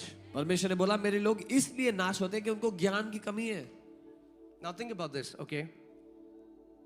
So this guy who is not a believer but he understands God's principles. तो ये आदमी जो विश्वासी नहीं है लेकिन परमेश्वर के सिद्धांतों को जानता है। He knows if you want increase or if you want to eat a certain kind of fruit, then you need to sow a certain kind of seed. उसको इतना पता है अगर आपको बढ़ोतरी चाहिए या एक तरह का फल खाना है तो उसका बीज आपको बोना पड़ेगा। And he takes those seeds, वो he बीज plants लेगा। it and starts to water it every day. वो उस बीजों को लेकर के उसको हर दिन पानी देता है। And this guy और who ये is आदमी- super religious, ये आदमी जो बहुत ज्यादा आत्मिक है, who sees Jesus 6 times in a day, जिसको दिन में 6 बार यीशु दिखाई देते हैं and angels bring his breakfast, lunch and dinner, और स्वर्गदूत उसके लिए ब्रेकफास्ट लंच और डिनर लेके आते हैं। and he says, I'm gonna pray ये कहता है मैं प्रार्थना करूंगा and I'm gonna get a fruit. और मुझे फल मिलेगा। And he says, God says. और कहता है परमेश्वर ने ऐसा बोला है मुझे। Just because somebody says God says doesn't mean God says. सिर्फ इसलिए कि कोई कहता है कि परमेश्वर ने मुझे ये बोला है तो इसका मतलब ये नहीं कि परमेश्वर ने उसको बोला है। Don't be gullible, church. इतने आसानी से मूर्ख मत बनो church. Okay? It's time we grow in the word so nobody can deceive us. वचन है, वचन में बढ़ने का समय है ताकि कोई भी हमें धोखा न दे सके। All right, now tell me. Will this guy ever get fruit? Tell me. क्या इस आदमी को कभी फल मिलेगा? खुद बताओ। But he's fasting 40 days. और वो तो 40 दिन उपवास कर रहा है। He also went to Israel and got some mud from Israel. वो इजराइल जाके मिट्टी भी लेके आया था वहां से. Will he get fruit? फल आएगा? No, because नहीं. God has set a principle. If you want increase, you will have to plant and water, and then God will give you the increase. क्योंकि परमेश्वर ने ही ये सिद्धांत ठहराया है, अगर फसल चाहिए तो बीज बो, उसको सींच और तब फसल बढ़ोतरी आएगी. You cannot ignore God's laws and think I will do my way and call it prayer and think you will get the answer. You will not get the answer. परमेश्वर के सिद्धांतों को नजरअंदाज करते हुए सोचो मैं जैसे चाहता हूं वैसा करूंगा, उसको प्रार्थना कहूंगा और उत्तर मिल जाएगा, तो उत्तर नहीं मिलेगा. And much of what we call prayer is we are trying to convince God to do it. ज्यादातर हम जिसको प्रार्थना बोलते हैं वो हम परमेश्वर को रजामंद कर रहे हैं. Oh God, ओ प्रभु, give me apple, मुझे सेब hallelujah, दे दो, give me मुझे apple, सेब- hallelujah, give me Hallelujah. apple, hallelujah. सेब दे दो, hallelujah. And God is saying, sow the seed of apple, hallelujah, sow the seed of apple, hallelujah, sow the seed of apple. और परमेश्वर कह रहा है सेब का बीज बो दे, हालेलुया, सेब का बीज बो दे, hallelujah. Are you getting what I'm saying? समझ रहे जो मैं कह रहा हूँ? The Bible says we have to grow in understanding and knowledge. Bible कहती है हमें समझ और ज्ञान में बढ़ना है. When you understand the laws that God has set, success becomes automatic. जब आप उन सिद्धांतों को समझते हो जो परमेश्वर ने ठहराए हैं, तो सफलता अपने आप आती है. Growth becomes automatic. बढ़ोतरी अपने आप होती है. Increase becomes automatic. बढ़ोतरी अपने आप होती है. Amen. I was telling you about partnership. मैं आपको साझेदारी के बारे में बताऊं. Sowing the seed is your responsibility. बीज बोना आपकी Say, जिम्मेदारी है. sowing the seed is my responsibility. बोलो बीज बोना मेरी जिम्मेदारी है. Say, planting the seed is my responsibility. बोलो बीज बोना मेरी जिम्मेदारी है. Bringing the growth is God's responsibility. बढ़ोतरी लाना परमेश्वर की जिम्मेदारी है. So many people are worried about God's responsibility and they ignore their own responsibility. बहुत से लोगों को चिंता है परमेश्वर की जिम्मेदारी के बारे में, पर अपनी जिम्मेदारी को नजरअंदाज करते हैं. If you do the first two part, God is faithful to do his part. अगर आप पहले दो काम करोगे तो परमेश्वर अपना काम करेगा. Amen. Say again. Say, sowing the seed is my responsibility. बोलो बीज बोना मेरी जिम्मेदारी. Okay. But what seed? क्या बीज? Can you put Luke 8:11? लूका 8 उसका 11. Now Jesus is saying, he's telling the mystery, right? अब यीशु यह रहस्य बता रहे हैं. He told the disciples, to people who are outside or who are not saved, who are not in the kingdom, everything else comes in parables. But to you, it comes, I have given you the keys to understand. So the mystery is this, the parable is this, the seed is what? जो बाहर के लोग हैं उनके लिए सब कुछ रहस्य में होता है, पर आपके लिए आसान किया यीशु ने समझ के साथ बताया. उसने बताया दृष्टांत ये है कि जो बीज है वो वचन है, परमेश्वर का वचन. Some people are sick and they're saying, oh God, heal me. Oh God, I know one day you'll heal me. Oh God, when will you heal me? Oh God, when will you heal me? कुछ लोग जो बीमार है वो प्रार्थना करें, प्रभु मुझे चंगा कर दो. एक दिन मुझे बताया मुझे चंगा करोगे, प्रभु चंगा कर दो. Don't you have compassion on me? प्रभु मुझ पे दया नहीं आती. If you want healing, चंगाई चाहिए, it's there for you. आपके लिए है. Take the seed, वो बीज को लो, put it in your heart. अपने दिल में बो दो. Plant it again and again. उसको बोते रहो, सींचते रहो. If you plant God's word in your heart, अगर अपने दिल में परमेश्वर के वचन को बो दिया, and how do you water it? कैसे सींचते हो? When you confess it again and again, you are watering the seed of God's word. जब अपने मुंह से उसको बार बार अंगीकार करते हो, आप उसके बीज को पानी दे रहे हो अपने दिल में. And then और तब God brings the increase. परमेश्वर बढ़ोतरी को लेकर आता है. God is looking for our partnership. परमेश्वर हमारी साझेदारी ढूंढता है. Much of what we call prayer is begging. ज्यादातर जिसको हम प्रार्थना सोचते हैं वो भीख मांगना है. And God has not called us to be beggars. He has called us to become sons and daughters. परमेश्वर ने हमें भिखारी होने के लिए नहीं बुलाया, बेटे और बेटियां होने के लिए बुलाया. Amen. Can you put Hebrews 11:3? The Ibrani Bible 11. says, by faith we understand that the worlds, here the word is cosmos, not just earth, but the galaxies, the billions of galaxies and the trillions of stars were framed. Framed means God framed it, right? He carefully design everything, but He did that through His word. Bible बताती है कि परमेश्वर, विश्वास से हम जानते हैं कि परमेश्वर ने सृष्टि की रचना यानी कि करोड़ों गैलेक्सीज की, सितारों की उसने सजाया है, उसको बनाया है अपने वचन के द्वारा. He did that through His word. अपने वचन के द्वारा उसने बनाया. His word is the creative force. उसका जो वचन है वो सृष्टि करने वाली ताकत है. The Bible you're holding in your hand is the very word through which God designed this entire cosmos. जो बाइबल आपके हाथ में है वो वही ताकत, वही वचन है जिसके द्वारा परमेश्वर ने पूरी सृष्टि बनाई. This is not a religious book. ये कोई धार्मिक किताब नहीं है. This carries the creative power. इसमें रचना करने की ताकत है. You know, if we look at it as a religious book, अगर एक धार्मिक किताब की तरह देखोगे इसको, then we will only check the box. तो हम केवल रूटीन के लिए करेंगे. 10 chapters 10 today. चैप्टर आज पढ़ लिया मैंने, टिक कर दिया. 10 chapters 10 चैप्टर पढ़ लिया आज. It's not about that. पर बात ये नहीं है. You take the seed of God's word. परमेश्वर के वचन का बीज लो. Now, okay, now let me add. If I take a seed, अगर मैं एक बीज लेता हूँ, will it produce fruit? क्या वो फल लाएगा? Come on. For the seed to bring fruit, it has to enter the soil. बीज को फल लाने के लिए उसको मिट्टी में जाना होगा पहले. Let me ask you this question. एक सवाल करता हूँ आपसे. If you read 10 chapters a day, अगर 10 चैप्टर पढ़ोगे रोज, does it enter your heart? आपके दिल में उतर रहा है वो? If it doesn't enter your heart, अगर आपके दिल में नहीं उतर रहा, it was a religious discipline. तो एक धार्मिक अनुशासन था. The Bible says, the entrance of your word produces light. Bible कहती है तेरे वचन का प्रवेश प्रकाश लेकर आता है. For God's word to produce and create things in our life, it has to enter our heart. परमेश्वर का वचन हमारी जिंदगी में कुछ बनाए, कुछ सृष्टि करे, उसके लिए उसको हमारे दिल में जाना होगा पहले. Amen? Amen. What if I tell you that you don't have to beg another day in your life? क्या होगा अगर मैंने आपसे कहा कि आपको अपनी जिंदगी में एक और दिन भी भीख नहीं मांगनी पड़ेगी कभी? Okay, let me tell you. People who beg from God are those who do not know the promises that God has already kept for His children. जो लोग परमेश्वर से भीख मांगते हैं वो हैं जो उन वायदों को नहीं जानते जो परमेश्वर ने हमारे लिए पहले से रखे हुए हैं. Can you put 1 Peter 1:3? पहला पत्रस 1:3. And then we'll see 3, 4, 5. I want to show you something, okay?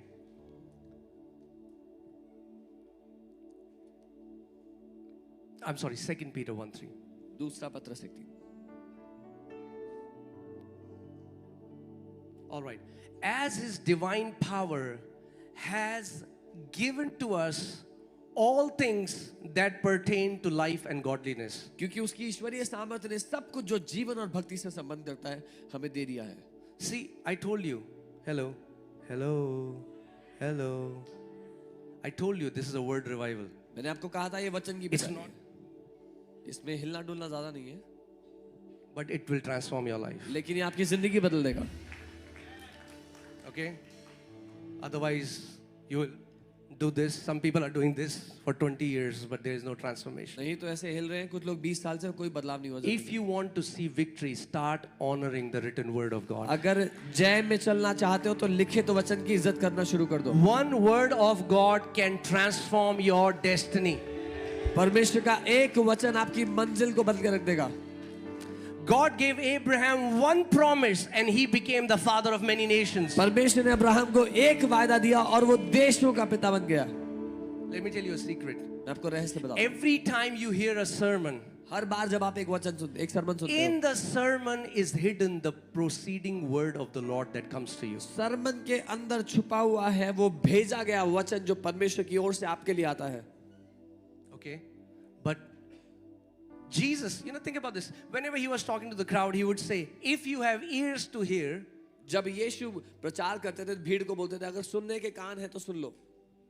in Israel, are people born without ears? क्या इजराइल में लोगों के कान नहीं होते जब उनका जन्म होता तो? Why was Jesus saying such a question? तो If Yeshu anybody has ears to hear, let him hear. यीशु ये क्यों पूछ रहे थे कि सुनने के कान He was है not सुनो? saying this in a deaf school. वो एक बहरों के स्कूल में नहीं प्रचार कर रहे थे. He was not talking about these physical ears. वो शारीरिक कानों की बात नहीं कर रहे थे. Because you can hear a sermon through these physical ears, but you hear the proceeding word of the Lord through these ears. क्योंकि इस शारीरिक कानों से आप सरमन तो सुन लोगे, लेकिन अपने दिल से परमेश्वर के भेजे गए वचन को सुनते हो.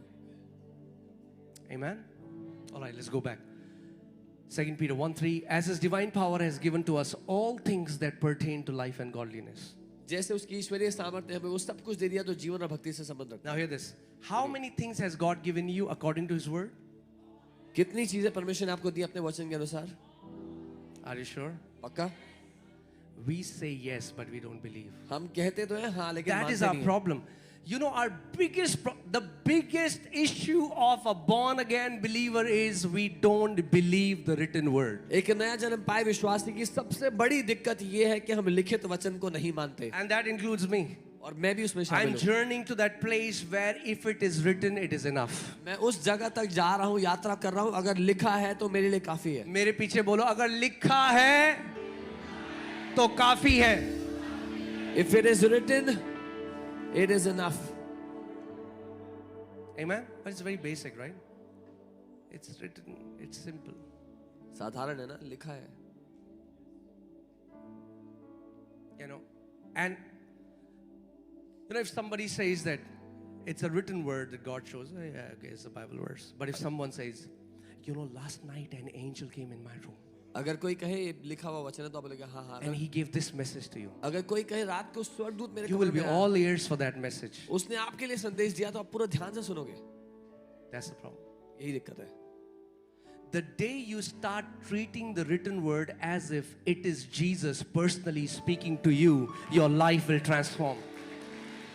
जिस दिन आपने लिखित वचन को ऐसे सुनना शुरू कर दिया कि यीशु आप ही से बात कर रहे हैं, आपकी जिंदगी बदल जाएगी. You know, an amazing man of God that I really honor, Kenneth E. Hagin, he said, of all the prophecies that were done over my life, 80% never came to pass because they were never from God. परमेश्वर के एक जन कहने थे जिनका मैं बहुत आदर करता हूँ, उन्होंने कहा मेरे जीवन में जितनी भी भविष्यवाणी मेरे ऊपर की लोगों ने उसमें से 80% कभी पूरी नहीं हुई क्योंकि वो परमेश्वर की ओर से थी ही नहीं. And there I have met believers one after the other. Their entire Christian life is based on a prophecy that somebody gave. और मैं एक के बाद एक मसीहियों को जानता हूँ जिनकी पूरी जिंदगी भविष्यवाणियों के वचनों पे टिकी हुई है. And now they are offended at God. और अब वो परमेश्वर से नाराज हो गए हैं. God is not the one who lied to you. परमेश्वर ने आपसे झूठ नहीं बोला. It was that man who said, "Thus says the Lord." वो आदमी था जिसने आपसे आगे कहा यहोवा यूं कहता है. अगर कोई कहे यहोवा कहता है तो जरूरी नहीं है यहोवा कहता है. If someone says thus says the Lord doesn't necessarily mean that thus says the Lord. जो यहोवा कहता है वो उसके वचन में है जो वो कहता है. What the Lord says is already in His word. What He says. Amen. Now hear my heart. I'm not saying that prophecies are not for this time. मैं ये नहीं कह रहा कि भविष्यवाणी नहीं है आज के लिए. The Bible says, do not despise prophecies. Bible कहती है भविष्यवाणी को तुच्छ मत जानो. But the Bible says, test every prophecy. लेकिन बाइबल कहती है हर भविष्यवाणी And को the परखो. problem is, you know, let me give you this example from my life. मैं अपनी जिंदगी से When I came to the Lord, we were two. मैं प्रभु को ग्रहण किया. मैं और मेरा एक दोस्त था, best friend. We came together in the Lord. हम साथ में प्रभु में We आए. were in the same youth group. एक ही यूथ ग्रुप में थे. We were growing in the Lord. बढ़ रहे थे प्रभु में. Both of us, we loved the Lord. दोनों के दोनों प्रभु से प्यार करते थे. And my heart started to incline towards the written word. और मेरा दिल लिखित वचन की ओर झुकने लग गया. And he started to run after prophecies. और वो भविष्यवाणियों के पीछे भागने लग गया. There was, every time he'll hear a new prophet is in the city, he is there in that meeting. जब सुनने में आता है कि नया भविष्यवक्ता शहर में आ रहा है, वो उस सभा में होता. Getting prophecy after prophecy. एक के बाद एक भविष्यवाणियां लेता लोगों से. And today he's backslidden. और आज वो प्रभु से पीछे मुड़ चुका है. He says, I don't believe in the Lord. वो कहता है मैं नहीं मानता परमेश्वर को. Because so many people deceived him in the name of prophecy. क्योंकि इतने लोगों ने उसको धोखा दिया भविष्यवाणी के नाम पे. Let me tell you one thing. एक बात बताता हूँ. A prophecy that is done over you, एक भविष्यवाणी जो आप पर की जाए, it may or may not come to pass depending upon whether it was given by God or not. हो सकता है वो पूरी हो सकता है ना हो, निर्भर करता है परमेश्वर की ओर से थी या नहीं. But if you stand on what is written, it is eternal, it is unchanging, this word will never deceive you. लेकिन अगर आप लिखित वचन पे खड़े हो गए तो ये कभी भी आपको धोखा नहीं देगा. ये अनंत के लिए ठहरा हुआ वचन है. Amen. Today, if somebody comes and calls somebody and says, I see, oh, God is blessing you, brother. Amen. मैं देख रहा हूँ प्रभु तुम्हें ब्लेस कर रहा है, तो नाचने लग जाएंगे आमीन बोल के. There are 8,000 promises for you in the Bible. 8,000 वायदे हैं आपके लिए वचन में. The Bible is screaming that God has blessed you with every spiritual blessing in the heavenly places in Christ Jesus. Bible चिल्ला रही है कि परमेश्वर ने सारे आत्मिक वरदानों से आपको पहले ही दे दिया है, ब्लेस कर दिया है. You have to reach to a place when you read that in the Bible, you should do in your room. Amen. आपको उस जगह आना है जब बाइबल में कुछ पढ़ लिया तो नाचने लग जाओ आमीन बोल के. You should be as excited for the written word as you are for a prophecy that is released over your life. उतना ही उत्साहित हो जाओ एक लिखित वचन के लिए जितना भविष्यवाणियों के लिए होते हो. Amen. And I'm telling you, it just breaks my heart to see where he is today. मेरा दिल टूटता है देख के कि वो आज कहाँ पे. Somebody came and said, God is showing me you will have an automobile business. Go and buy a car. किसी ने आके कहा परमेश्वर मुझे दिखा रहा है कि तुम्हारा गाड़ी का बिजनेस होगा, जाओ गाड़ी खरीदो. Took a loan. उसे लोन लिया, Got a car. गाड़ी खरीदी. Business went down. Then he went to that man. He said, what happened? He said, oh, I'm seeing there is a delay. There is a curse in your life. It's always never enough. उस आदमी के पास गया, बोला क्या हुआ? मैं देख रहा हूँ एक डिले है तुम्हारी लाइफ में, एक कर्ज है, कभी do भी this. काफी नहीं होगा, ये करो. Then ran after somebody else. But he कोई और never went to the word. और कभी वचन के पास नहीं गया वो.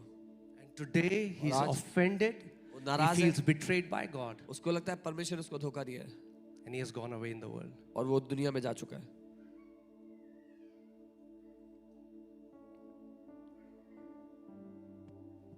His word is a lamp unto our feet. उसका वचन हमारे पाँव के लिए दीपक है. And you know, much of this is happening because we have never really understood that we are not in an old covenant. और अधिकतर ये इसीलिए हो रहा है क्योंकि हम नहीं समझते कि हम पुरानी वाचा में नहीं है. Do you know, I mean, like, please understand my heart. I honor prophets, but I don't need a prophet to tell me what's my Father's will for me. His word tells me what His will for me. मैं आपको बता रहा हूँ, मैं दिल से भविष्यवक्ताओं का आदर करता हूँ, लेकिन मुझे किसी भविष्यवक्ता की आवश्यकता नहीं है. मेरे पिता की इच्छा मुझे बताने के लिए उसका वचन मेरे लिए काफी है. In the new covenant, we don't seek prophets for direction. नई वाचा में हम भविष्यवक्ताओं के पीछे नहीं भागते दिशा If के you are लिए. going to a prophet, should I marry this girl? You are stupid. अगर आप एक भविष्यवक्ता के पास भाग रहे हो दिशा के लिए कि भविष्यवक्ता जी मैं इस लड़की से शादी कर लूं, तो आप बेवकूफ हो. But God loves you, stupid. लेकिन बेवकूफ परमेश्वर आपसे प्यार करता है. Amen. But don't be stupid. पर बेवकूफ मत रहो. Romans 8:14 says, as many as are led by the Spirit of God, they are the sons of God. Not as many as who are led by prophets. रोमी 8:14 जितने आत्मा के चलाए चलते हैं वो परमेश्वर के पुत्र हैं, वो नहीं जो भविष्यवक्ताओं के चलाए चलते हैं. John 10:27, Jesus said, my sheep hears my voice and they follow me. यूहन्ना 10:27 यीशु ने कहा मेरी भेड़ें मेरी आवाज सुनती हैं, मेरा पीछा करती हैं. In the Old Testament, only a prophet could tell you what the will of God was for people because everybody was spiritually dead. But in the New Covenant, we all have the same access. God says, now come boldly to the throne of grace. पुरानी वाचा में एक भविष्यवक्ता ही आपको बता सकता था पिता क्या चाहता है, क्योंकि सब लोग आत्मिक रूप से मरे हुए थे. लेकिन नई वाचा में सब कोई, परमेश्वर कहता है हियाव से मेरे सामने आ जाओ. Amen. Hallelujah. So when the right time comes, if God wants to send a prophet, God will send a prophet. You don't run after any prophet. जब सही समय आएगा, अगर परमेश्वर को किसी भविष्यवक्ता को भेजना है तो वो भेज देगा. आपको भागने की जरूरत नहीं लोगों के पीछे. You run after His word. आप उसके वचन के पीछे भागो. You run after His word. उसके वचन के पीछे भागो. Amen. And in the new covenant, a prophet is for confirmation, not for direction. और नई वाचा में एक भविष्यवक्ता का काम है जो आपको पहले से बताया गया उसको दोबारा बताना है, दोहराना. Amen. It's the word and spirit. ये वचन और आत्मा है. I'm telling you, churches have so much of imbalance today. आज कलीसिया में इतना असंतुलन है. And let me say this, और मैं ये कहूँगा, okay? Because I have not come here to please you. क्योंकि मैं किसी को खुश करने यहाँ नहीं आया हूँ. There are many church members, they don't honor their own pastors. बहुत से चर्च सदस्य हैं जो अपने ही They run pastor after का when नहीं a करते. guest speaker will come. No church can be built by a guest speaker. Every church will be built by the pastor God has appointed for that वो church. Guest speakers के पीछे भागते हैं. जब कोई guest speaker आता है, कोई भी गेस्ट स्पीकर किसी के जीवन को नहीं बढ़ा सकता. जिस कलीसिया का पास्टर परमेश्वर ने रखा है, वही उसके जीवन को बढ़ा सकता है, उस कलीसिया को बढ़ा सकता है. Amen. Hallelujah. Is it okay? Should I continue? Yeah?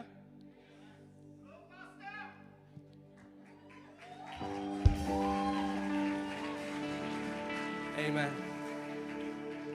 I'm telling you. Okay, let's go back to that scripture. 2 Peter 1:3. So how many things has God given you? कितनी चीजें परमेश्वर ने आपको दी हैं? Okay. Now we have to understand that God's reality is different than our reality. हमें समझना है कि परमेश्वर की हकीकत हमारी हकीकत से अलग है. God's reality is what He has said in His Word. Many times our reality is what we feel, what we can smell, what we can see, what we can touch. परमेश्वर की हकीकत वो है जो उसने अपने वचन में हमें कह दिया है. हमारी हकीकत वो है जो हमें महसूस होता है, हम छू सकते हैं, परख सकते हैं, देख सकते हैं. But the Bible says He has already given you all things that pertain to life and godliness. और बाइबल कहती है उसने सब चीजें आपको पहले से दे दी हैं जो जीवन और भक्ति से Now संबंधित hear हैं. this. सुनिए, Through the knowledge of Him. उसके ज्ञान के द्वारा. If you don't have knowledge of Him, you अगर cannot receive what belongs to you. अगर आपको उसका ज्ञान नहीं है तो आप वो नहीं पाओगे जो उसने आपको दिया है. Okay, verse 4. By which we have been given to us exceedingly great and precious promises. जिसके द्वारा उसने अति महान और कीमती वायदे हमें दिए हैं. You know, we think, what is my car is very precious, हम सोचते हैं मेरी गाड़ी बड़ी कीमती है, or my bike, या मेरी or bike, my house, या मेरा or घर, my bank balance. या मेरा bank balance. But let's see what God calls not just great.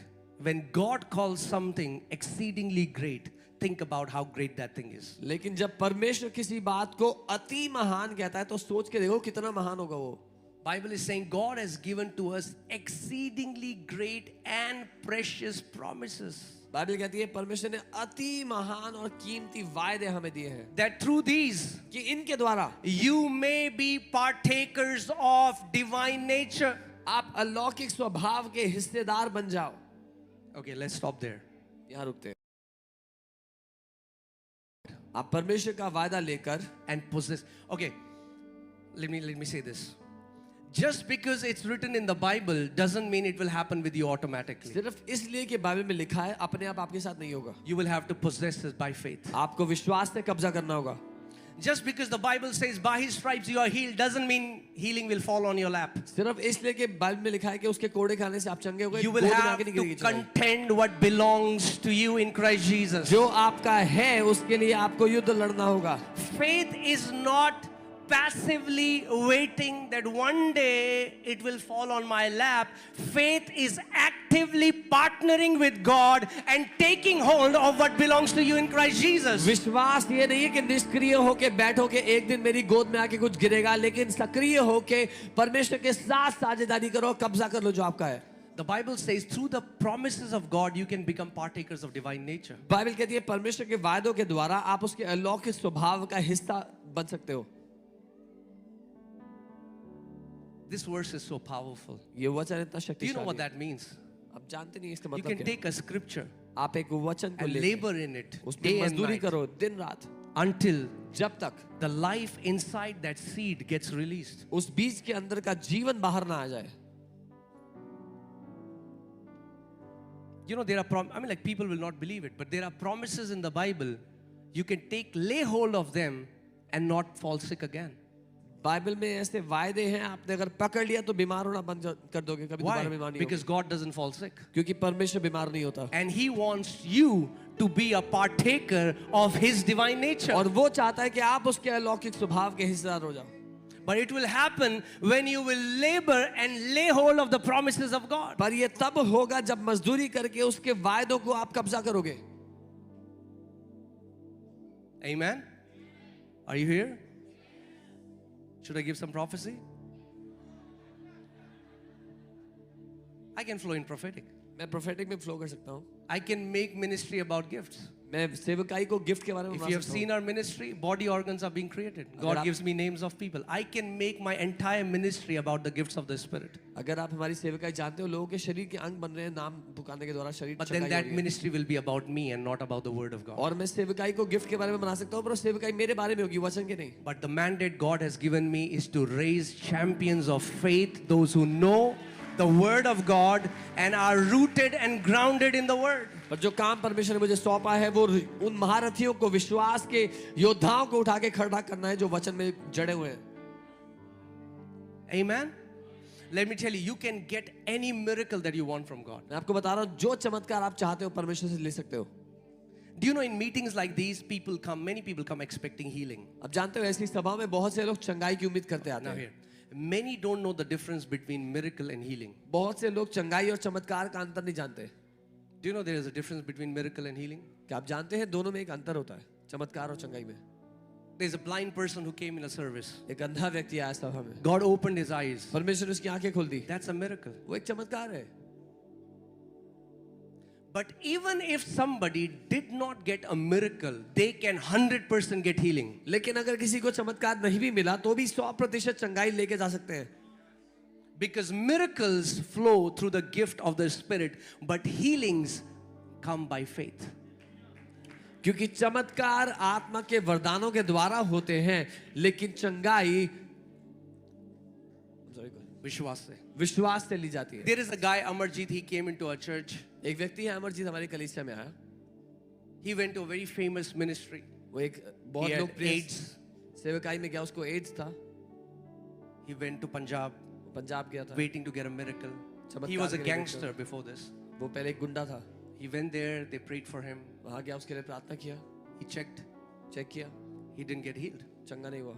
Didn't get miracle, so that you understand. चमत्कार नहीं He मिला. didn't get his miracle. उसको उसका चमत्कार नहीं मिला. So somebody told him about our church. किसी ने उसको हमारी सेवकाई के बारे में बताया. He had gone from ministry to ministry. Now he came to this ministry expecting his miracle. वो सेवकाई से सेवकाई भटक रहा था, अब यहाँ आया था चमत्कार की उम्मीद करते हुए. Sometimes people give up because they think it's not God's will. कई बार लोग हार मान लेते हैं ये सोच के कि परमेश्वर की इच्छा नहीं है कि वो चंगे हो. So he came to our church वो चर्च में आया and he came to me and he cried and he said, I don't want to die. He was in the last stages of his sickness. मेरे पास आया, रोने लगा, कहता मैं मरना नहीं चाहता. वो बीमारी के आखिरी दौर में था. And doctors had told him that you will have a very painful death. Doctor ने कहा था बड़ी दर्दनाक मौत होगी उसकी. He will not pray for. मैंने कहा मैं प्रार्थना नहीं करूंगा. Because what was he expecting? वो क्या उम्मीद कर रहा था? A miracle. I wanted to teach him how to take his healing. मैं उसको सिखाना चाहता था कि अपनी चंगाई कैसे ले सकता है. So I said, Amarjit, मैंने कहा you Amarjeet, need to take word and put it in your heart and put it in your mouth. तुझे वचन को लेकर अपने दिल में और अपने मुंह में भरना होगा. And I guarantee you 100% you will get your healing. और मैं 100% गारंटी देता हूँ तू चंगाई को लेगा. So he took the word उसने एक वचन को लिया and every time he started to come Sunday after Sunday. और हर बार संडे आने लगा. Take those promises, उन वायदों को लो, put it in his heart अपने दिल में डालो, and start to speak it again and again. उसको बोलने लग जाओ बार बार. He labored in the word. उसने वचन में मजदूरी की. Went to the doctor. Doctor के पास गया, The results came in. Result आया, Same cancer. वही रिपोर्ट आई उसको दोबारा से. The Bible says in Hebrews 6:12, with faith and patience we will inherit the promises. इब्रानी 6:12 विश्वास से और धीरज से हम वायदे पे कब्जा करते हैं. Amen. आमीन. They will be testing. Our faith will be tested. हमारा विश्वास परखा जाता है. He came to me and I said, don't give up. The word is alive. वो मेरे पास आया, मैंने कहा हार मत मानो, वचन जीवित है. He was laboring. वो मजदूरी Labored in the promise again and again. वायदों में मजदूरी करो बार बार. Went to the doctor. Doctor के पास गया, Blood reports came. Blood report आई, Same AIDS. सेम रिपोर्ट आई एज की. Now at this point, so many people will give up and think it's not God's will. अब इस जगह पे पहुंच के बहुत से लोग हार मान लेते हैं ये सोच के कि परमेश्वर नहीं चाहता. It's not God who is hindering your healing. It's the enemy hindering your healing. परमेश्वर नहीं है जो आपकी चंगाई रोक के बैठा है, शैतान है, दुश्मन है जो आपकी चंगाई नहीं होने देना And चाहता. we take the word as the sword of the spirit. और हम वचन को आत्मा की तलवार की तरह लेते But हैं. he didn't give up. He kept laboring in the word of God. उसने हार नहीं मानी, वचन में मजदूरी And करता third रहा. time he went to the doctor. तीसरी बार जब वो डॉक्टर And के the पास गया, report came, report I, completely healed of HIV/AIDS. पूरी तरह चंगा हो गया था HIV एड्स से. Now what happened if he would have only gone looking for a miracle? क्या होता अगर वो चमत्कार को ढूंढते हुए जाता? He would have died in his sickness, वो बीमारी में मर गया होता, thinking God doesn't want to heal me. ये सोचते हुए कि परमेश्वर नहीं चाहता वो चंगा हो. His word already declares, God has already given us great and exceeding precious promises. उसका वचन पहले से कहता है कि उसने महान और शक्तिशाली कीमती वायदे हमें दे दिए हैं. We just need to take hold of those promises हमें बस उनको पकड़ लेना है, and put it in our heart. अपने दिल में भर देना है. Say, plant it. When you take a word, you meditate on it, you plant it. When you start to speak it again and again, you water it, and then God starts to bring increase. जब आप एक वचन को लेते हो, अपने दिल में डालते हो बीज की तरह, उसको बार बार बोलते हो, मनन करते हो, उसको सींचते हो, और तब परमेश्वर उसमें बढ़ोतरी देता है. Okay? And I think last week I was reading something, and I'll just share this and then I'll pray. But I was reading this portion and I was blown away what the Lord showed me. मैं हैरान हो गया था, प्रभु ने मुझे दिखाया. Okay, but before that, let me say, as I was telling you, God will not do anything on this earth without partnering with a man. परमेश्वर इस पृथ्वी पे कुछ नहीं करेगा बिना मनुष्य के साथ सहभागी हुए. Can you put Genesis 2:5? उत्पत्ति 2:5. Let's see what the Bible says. देखते हैं बाइबल क्या कहती है.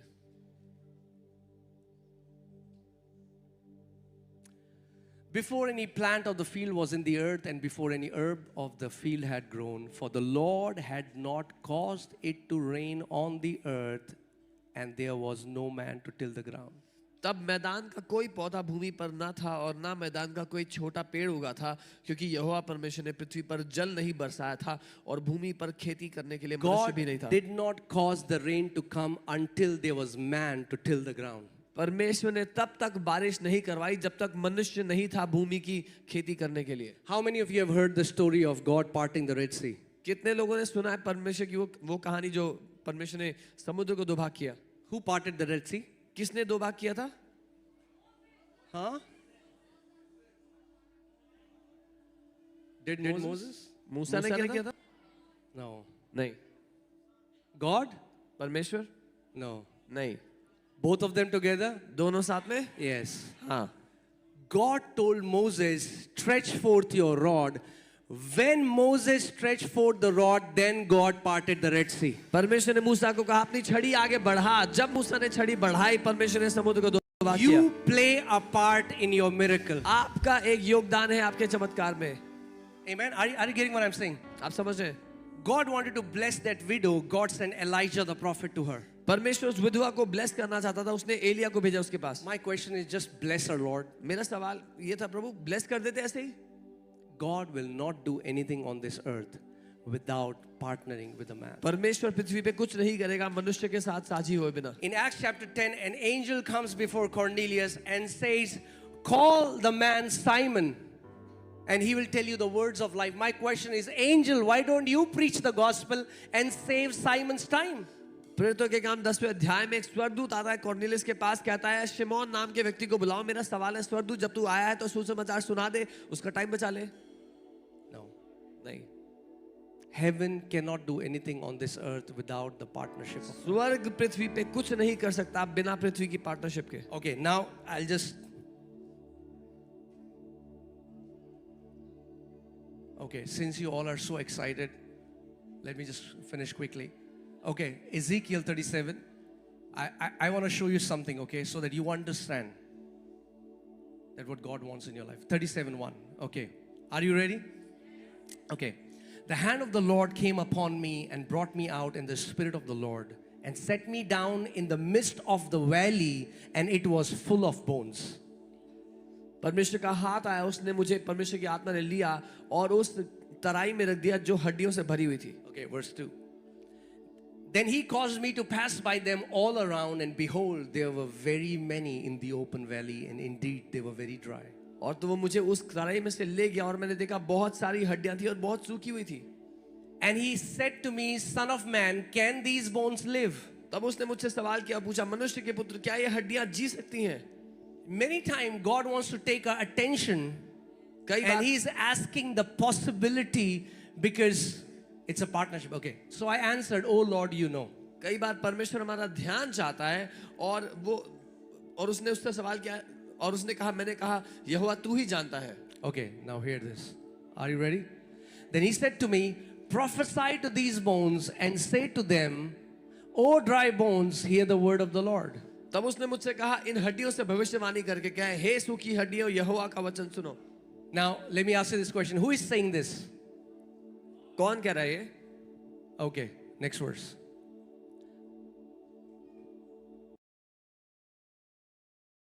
Surely I will cause breath to enter into you and you shall live. परमेश्वर यहोवा तुम हड्डियों से यूं कहता है, देखो मैं आप तुम में सांस समाऊंगा और तुम जी उठोगी. कौन कह रहा है? Who's saying Okay, this? put 5. कौन कह रहा है? परमेश्वर यहोवा. Lord, The Lord God is saying. Lord God is saying. But hear this. सुनिए, Let's go to verse 4. चौथी आयत. God tells Ezekiel, परमेश्वर एजेकियल को बोलते हैं, say this, ये बोलो. prophesy. Then he's telling him what to say. वो उसको बता रहे हैं क्या भविष्यवाणी O करनी है. dry bones, हे सूखी हड्डियों, hear the word of the Lord. यहोवा के वचन सुनो. Okay, and then verse 5. पांचवी आयत. And God is saying, but hear this, nothing happens when God says it. लेकिन कुछ नहीं हुआ जब परमेश्वर ने ये बोला. Okay, verse 6. छठी आयत. I will put sinews on you and bring flesh upon you, cover you with skin and put breath in you, and you shall live. Then you shall know that I am the Lord. मैं तुम्हारी नसें उपजाकर मांस चढ़ाऊंगा और तुम में चमड़े का से ढापूंगा और तुम में सांस समाऊंगा कि तुम जान लो कि मैं यहोवा हूँ. But nothing happened even though God spoke it. लेकिन कुछ भी नहीं हुआ जबकि परमेश्वर खुद बोल रही है. If you can get this, church. अगर आप ये समझ जाओ church. Jeremiah 1:12 says, God says, I watch over my word to perform it. यिर्मयाह 1:12 परमेश्वर का वचन कहता है, मैं अपने वचन को ध्यान धरकर देखता हूँ उसको पूरा करने के लिए. My question is, God, why are you watching over your word? Why don't you perform it? मेरा सवाल है, प्रभु ध्यान धरकर देख क्यों अपने वचन को कर क्यों नहीं देते हो? Because God's word is designed for 2 mouths. क्योंकि परमेश्वर का वचन 2 मुंहों के लिए बनाया गया. Okay. In Hebrews 4:12, where the Bible says the word of God is a double-edged sword, that word double-edged comes from the Greek word daistomos, which means 2 mouth. इब्रानी 4:12 वचन कहता है उसका वचन 2 धारी तलवार है, वो 2 धारी दाइस्टोमोस शब्द से आता है. Just 2 mouth. if God will say anything on this earth, अगर सिर्फ परमेश्वर पृथ्वी को कुछ बोल दे it will not come to pass तो वो पूरा नहीं हुआ अपने आप. until a human mouth जब तक एक इंसान का मुंह declares what God has already declared. उस बात की घोषणा ना करे जो परमेश्वर ने पहले से Hear घोषणा this. की है. God says this and nothing happens. परमेश्वर ने ये बोला पर कुछ नहीं हुआ. He is the Lord God Almighty. वो यहोवा परमेश्वर है. But nothing happens. Now कुछ verse नहीं हुआ. 7. 7वीं आयत. So I prophesied as I was commanded. इस आज्ञा के अनुसार मैंने भविष्यवाणी की. And as I prophesied, there was a noise, and suddenly a rattling, and bones came together, bone to bone. और जब मैं भविष्यवाणी कर ही रहा था, आहट आई और वो हड्डियां कड़कड़ाने लगी, हिलने लगी. Hear this. Much of what we know prophecy today जो अधिकतर हम समझते हैं आज भविष्यवाणी को, is not even in the Bible. वो बाइबल में है ही नहीं है. I'm not against it. Please understand. मैं खिलाफ नहीं हूँ भविष्यवाणियों के. I am going in your fridge. मैं 4 टमाटर देख रहा हूँ, 1 केला देख रहा हूँ. Come out of that and prophesy the word of the Lord, and इस सब से then you will बाहर see आओ. your miracle. परमेश्वर के वचन की भविष्यवाणी कर अपने चमत्कार को देखोगे. What we call forensic today, the people in the world, mentalists are doing it. जिसको हम फोरेंसिक बोलते हैं, दुनिया के मेंटलिस्ट लोग कर रहे हैं. तो I'm not denying that God would sometimes do that, but to base if your entire life revolves around that, come out of that. मैं ये नहीं कह रहा हूँ परमेश्वर कभी ऐसा नहीं करता, लेकिन अगर पूरी जिंदगी पूरी सेवका इसी के इर्द गिर्द घूमती है, उससे बाहर आ जाओ. I am not excited or impressed when somebody tells me my phone number and my name. I know my phone number and I know my name. मैं इंप्रेस नहीं होता कोई आके मुझे मेरा नाम फोन नंबर बताए, मुझे पहले से ही पता है. If you get impressed with that stuff, you need to grow up in Christ. अगर आप इस सब से इम्प्रेस होते हो तो आपको मसीह में बढ़ने की And there जरूरत are है। many people now using Facebook and calling people's name and number from Facebook. क्योंकि आज बहुत से लोग फेसबुक से निकाल के नाम और फोन नंबर बोल रहे हैं। Wow, God knows my phone number. Yes, He knows your phone number. ओ प्रभु को मेरा Not phone only He number knows पता है। your phone number, He knows the very number of hair on your head. ओ प्रभु को मेरा phone number पता है। Phone number ही नहीं, आपके सर में कितने बाल है उसको वो भी पता है। Are you getting what I'm saying? This is the real prophecy. Prophesy the word of the Lord to your situations. ये सच्ची भविष्यवाणी है, परमेश्वर के वचन की भविष्यवाणी कर अपनी। I've seen demons tell these, familiar spirits do that. From my childhood, I've seen this. बचपन से ही It मैंने does not देखा। impress me. बचपन से मैंने देखा वो दुष्ट आत्माएं लोगों There are की so डिटेल many बताती हैं। Christians today in bondage because they get impressed by this. बहुत से मसीही If you लोग cancer, I prophesy the word of the Lord to you. By His stripes, I am healed. आप उस cancer से बोल सकते हो, कैंसर मैं परमेश्वर के वचन की भविष्यवाणी तुझसे करता हूँ, यीशु के कोड़े खाने से मैं चंगा हो चुका हूँ। That's real prophecy. वो है सच्ची Think भविष्यवाणी। about that. Jesus, who आ जाना है जिसमें कोई मिलावट नहीं है। much of what we see in the church is not the New Testament church. जो हम कलीसिया में होते हुए देख रहे हैं वो नई सदी की कलीसिया नहीं है। There's a lot of hype and excitement. So I prophesied the word of the Lord as I was तो commanded. मैंने परमेश्वर के वचन की भविष्यवाणी की जैसे मुझे आज्ञा दी गई थी। Our confession is supposed to be good, but if it doesn't, you become a prophet and starts prophesying what the word of the Lord already says. अगर Put the word of God in your mouth. Please. स्थान पे खड़े हो जाए। Thank you, Lord Jesus. It's time we are going to prophesy. इस समय हम भविष्यवाणी करेंगे। Amen. Amen. Hallelujah. Hallelujah. You all can prophesy. You can prophesy like Ezekiel prophesied. You can prophesy the word. Cancer चंगा हो सकता है। If there is a situation that looks like dry bones, God is saying, can this valley of dry bones, can it change? अगर कोई परिस्थिति है किसी की जिंदगी में सूखी हड्डियों जैसी, तो परमेश्वर पूछ रहा है क्या ये सूखी हड्डियों की परिस्थिति बदल सकती है? उनसे कहा, My word मेरा वचन in your mouth तुम्हारे मुंह में is as powerful as my word in my mouth. उतना ही शक्तिशाली है जितना वो वचन मेरे मुंह में है। Come on, let me tell you. God's word, come on, say this after me. God's word in my mouth is as powerful as God's word in His mouth. Come on, say it again. God's word जो है in my mouth. परिवार पर Declare the word of the Lord. यहोवा के वचन की घोषणा करे। Oh, Zablahade Gora Bragadene. It is written, लिखा है with a long life He will satisfy you and show you His salvation. एक दीर्घायु से वो तुम्हें तृप्त करेगा, अपना उद्धार दिखाएगा। Come on, prophesy. भविष्यवाणी करे। Mola basa katira bragadanama. Elia la basa katina maragodo. La brahasi korolo brogadina masabara. Oh, Father, we worship You. We adore You, glorify You. Father, we ask, Lord, You would give us the revelation that how powerful Your written word is. तेरा लिखित वचन शक्तिशाली है। And if we have Your word, और अगर तेरा वचन we हमारे have पास है, everything, oh तो God. सब कुछ हमारे पास We है। don't need another sign. एक और चिन्ह नहीं चाहिए, We don't need another feeling एक भावना और to नहीं चाहिए। confirm what is written. जो लिखा है उसको साबित करने के लिए It is written is enough. ये लिखा है, काफी है। Hallelujah. Hallelujah. Oh, come on, come on, come on. Declare the word of the Lord. Declare the word of the Lord. उसके वचन की Declare the घोषणा word of करो। the Lord. वचन की घोषणा करो। Sakara bragadara bragade. Oh, riara bragadana maze, riara la baba baba regedene meze.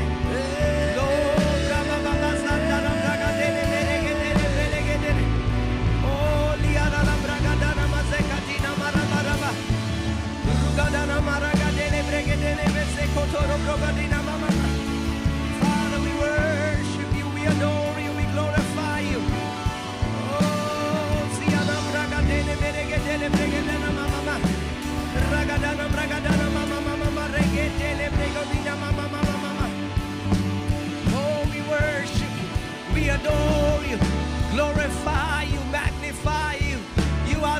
of Kings and the Lord of Lords. Father, we worship you. The word of the Lord in our mouth comes out as a powerful double-edged sword.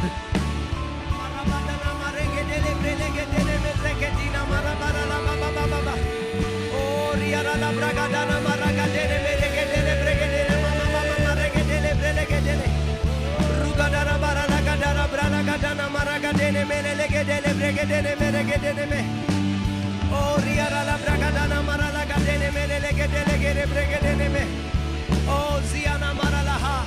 Oh, Riala Baba Baba Rege Rege Bregede. Oh, Ria Baba Baba Ragade, Liara Baba Baba Baba. Zo Bara Baba Baba. Romana Maragade, Liara Bragade. Lo Braba Baba Sekere Bregedo La Bragade. Mazaka Moho Rabagaria Rabade Gerebrele. We worship you. We worship you. We worship you. We adore you. We glorify you. We magnify you, Lord. Oh, Zabarabaragadere Berele. Lo Braba Baba Zekoroboro Lobo. Rigada la Braha. Eh, ya Baba Haria Rababa. Lo Braba Baba Zekotoro Brogadina Maragadele Brege.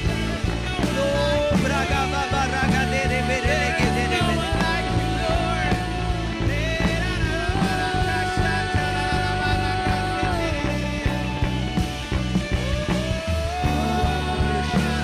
Almighty, glorify, magnify, we magnify, we magnify, we magnify, we magnify the word.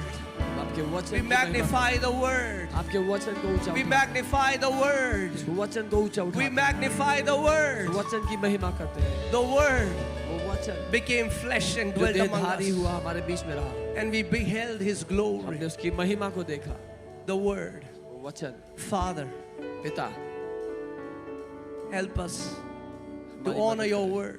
आपके वचन का आदर करने के लिए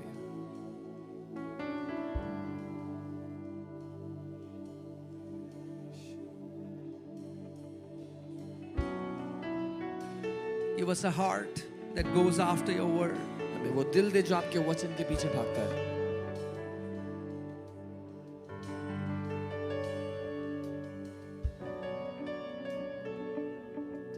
The word is our sure foundation. वो वचन है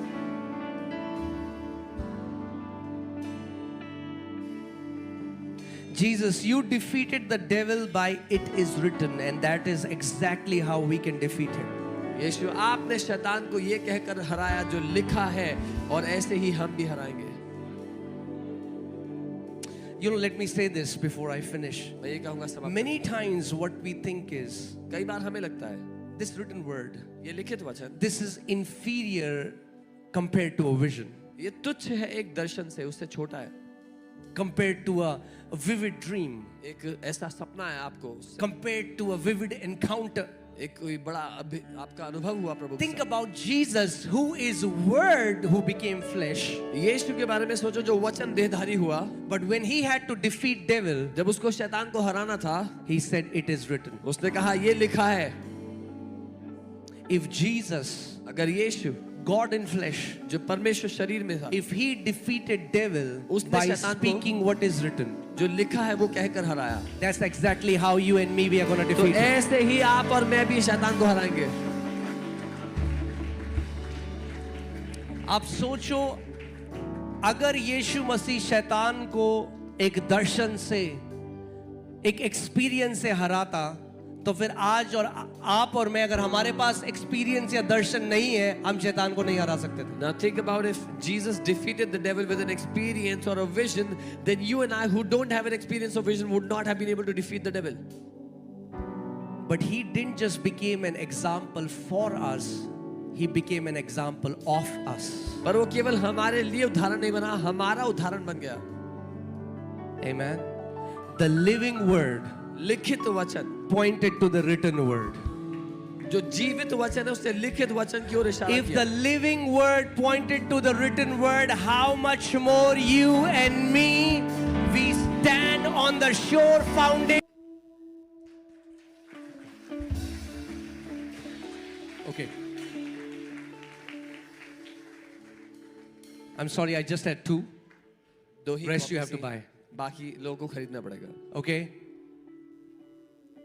When you read this book, जब आप ये किताब पढ़ते हो, I have written this from my experience मैंने ये अपने अनुभवों से लिखी है, because my mom was demonized as long as I remember. क्योंकि जहाँ से मुझे याद है मम्मी में दुष्ट आत्मा थी. And I have done all what spiritual warfare is not and is labeled as spiritual warfare. और मैंने वो सब कुछ किया था जिसको आत्मिक मल्लयुद्ध कहा जाता है, पर वो है नहीं. And how God led me. We'll see you tomorrow. नाम में यीशु का नाम जो मुर्दे जिलाता है, यीशु का नाम जो मुर्दे जिलाता है, यीशु का नाम जो लंगड़े चलाता है. कम ऑन गाए मेरे साथ.